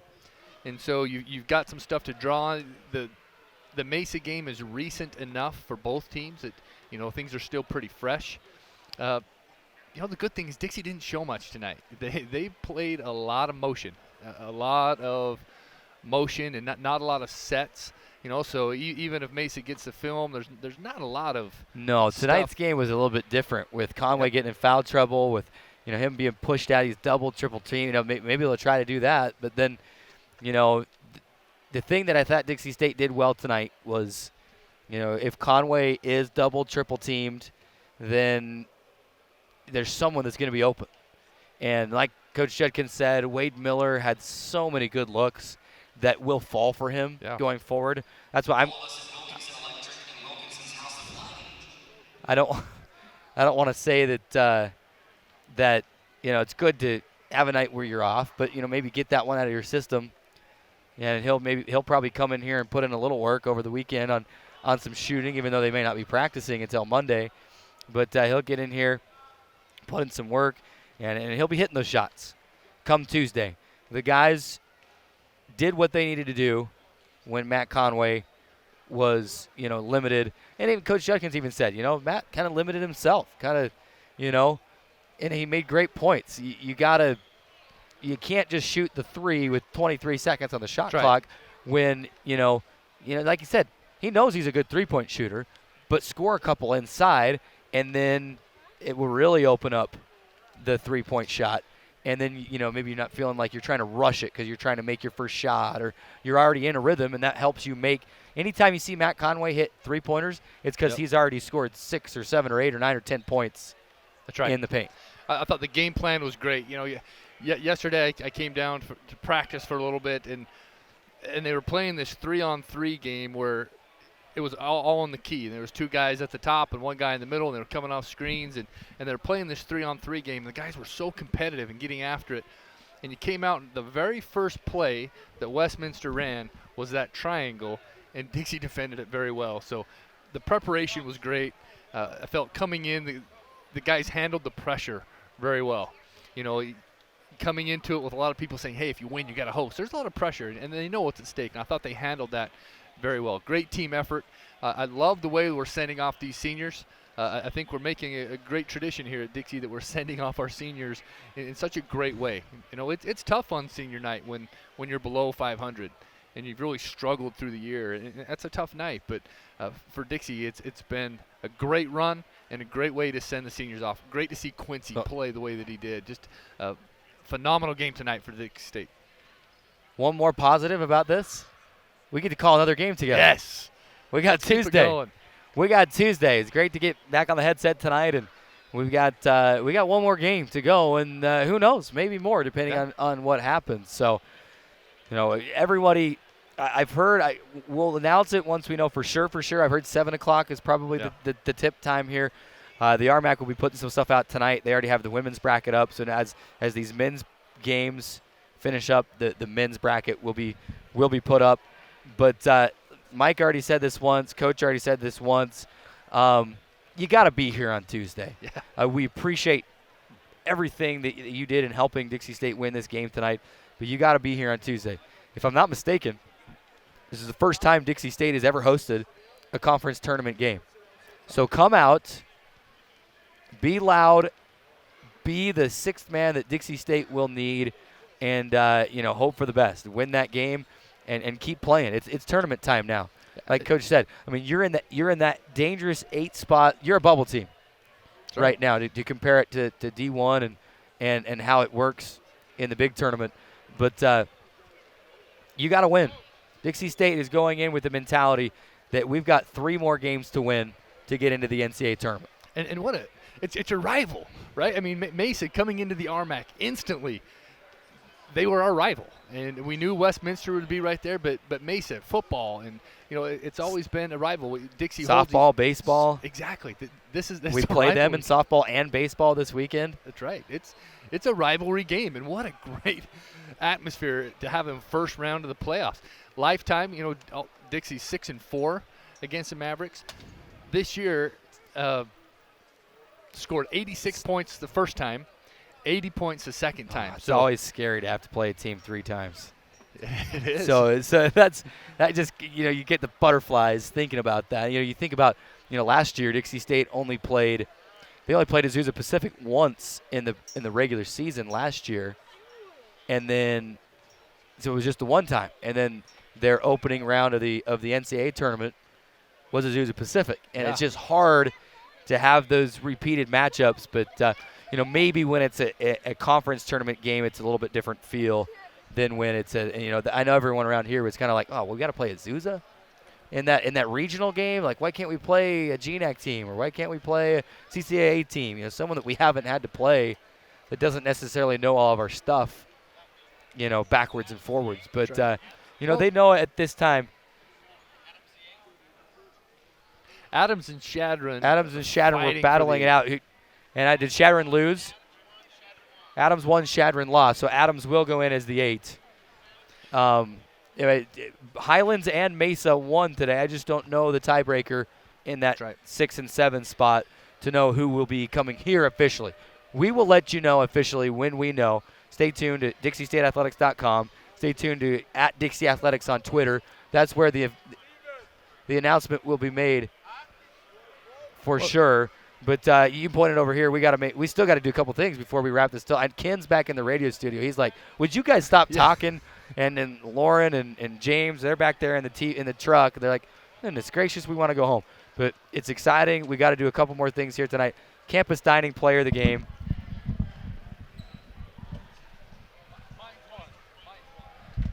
We got to name it a Campus Dining Player. We do have a final in that Mines Colorado Springs game. 81-80 was Colorado School of Mines over UCCS. But Campus Dining Player of the Game. Wow. Who would you go? I mean, you take a look at the final box. I mean, I know that's a tough one. Man, I mean, I want to say it's a senior, right? Yeah, you kind of feel obligated to give it to a senior tonight. But here's the thing. In the women's game, you want to do that same thing, but you had 2 freshmen that were like your key cogs in the win. That partway through the game, I noticed a couple of things. I think I'm going to go with my vote with Julian Decree, not because of points, but there was one possession where he got a block on defense. He came down and scored, and on the other end, he picked up a steal in the corner. And it just shows you that he's very well-rounded, and that's effort. Blocking shots, stealing, scoring, rebounding. I thought it was a complete game. For the senior to go out that way, no turnovers, though, right? He didn't turn the ball over, I don't think. I was looking late in the game and noticed he didn't have any So here's turnovers. his final line. 13 points on 5 of 7 shooting, 3 of 6 from the free throw line, 8 rebounds, 4 steals, 2 blocks, no turnovers. Yeah, absolutely. Quality minutes. He got in 24 minutes. He got hurt early, and had to leave the game and bounce back. And I think that would be my vote. I'm with you. Julian Decree, Campus Dining Player of the Game. How about a Jimmy John's Play of the Game? And they're probably shutting things down in the truck totally. But if I had one wish right now is that we could show you this replay, and they probably don't have it. But my vote for Jimmy John's Play of the Game, Mike, and you can remember this, Jack Pagankoff is right here on the right wing. Yep. And he fakes fakes his left, crosses back over to the right, and then lays it in. Just fakes out the defender and lays it up and in. That's my vote for Jimmy John's Play of the Game. Yeah, no question. And that got the crowd up. And when you look at the score and what that does, it's 2 points and it's electric, but it got the crowd going. That's when Dixie had to stop a Westminster run, and they got it. That got things going, no question. That would be my vote for the Play of the Game. Brackets here. RMAC Sports. They say those RMAC games tonight were nail-biters. However, here's your top 8. It's going to be New Mexico Highlands. Dixie State will host Highlands on Tuesday. Mesa moved up to 5. UCCS down to 6. Highlands at 7.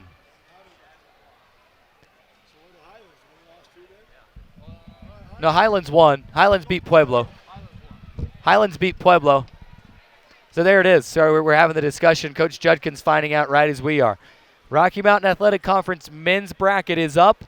Dixie State will play New Mexico Highlands on Tuesday, and that's. I mean, I sigh a little sigh of relief, not because it's not going to be an easier game at all, but they've played Mesa twice, and if there's a team that really wants another crack at Dixie State, it's Mesa. That's right, and Highlands, they are going to bring probably one of the most athletic teams in the conference. New Mexico Highlands came in here. If you look at the box score, last time Dixie played, Dixie beat them 83-65, but they're an extremely athletic team. You've got Jared Davis, who had 14 points, but Raquan Mitchell. For those that were here at Burns Arena and saw Raquan Mitchell put 21 points on Dixie State, phenomenal athlete, and does a very good job. But Dixie State Highlands, that's going to be a very high octane matchup. Interestingly enough, and we're going to wrap it up here quickly. But after that game, that was the game that everybody thought that the Trailblazers had turned the corner. That's it. They were 4-3 after that game, and then after that, they ended up going 1-5 over their next 6 games, and then they rattled off 13 straight. So Dixie State will host New Mexico Highlands, and that's a long trip. Yeah, that's a long trip. It doesn't matter how you try to cut it. It's, if you try to fly to Vegas from Albuquerque and then bus up, it's a long day still. If you try to bus out, that's 9 or 10 hours from Las Vegas to Mexico. It's a long trip. So they're going to have to turn around, make that trip Monday, and Dixie State will be ready for them. We need you, St. George. We need you. We need you. There's Dixie plenty of State seats. will host New Mexico Highlands on Tuesday. I believe it's 7, but we will announce the official time here in the next few minutes. Dixie State wins 64-51. Trailblazers finished the regular season 18-8, 16-6 in the RMAC, 13 straight wins to get to this point. Number 2 in the RMAC tournament will play the Mexico Highlands on Tuesday. Big thank you to our CEC TV crew back in the studio, or back in the production truck, as well as Ken, our radio producer back in the ESPN 97.7 FM studio. Appreciate you keeping us on the air all season long throughout the night. Thanks for staying up late with us tonight. Kind of a late start with senior night and then hanging out in a long post-game show. We wanted to figure out who we were going to play on Tuesday. Appreciate you, Ken, for all your hard work. Mike, appreciate you all season long. We get at least one more game together. It's been a fun ride, and hope it continues in the postseason and into next year. So thank you. Hey, my pleasure, Carrick. It's been a great thing, and I've loved every minute sitting down here and working with you. You do a great job, and it's been a great experience for me. For our entire TV and radio crew, we appreciate you listening tonight. For Mike Olson, I'm Carrick Sagmiller. Thank you for listening or watching. We'll see you right back here on Tuesday, St. George. Be here. Dixie State, New Mexico Highlands. Be here Tuesday night.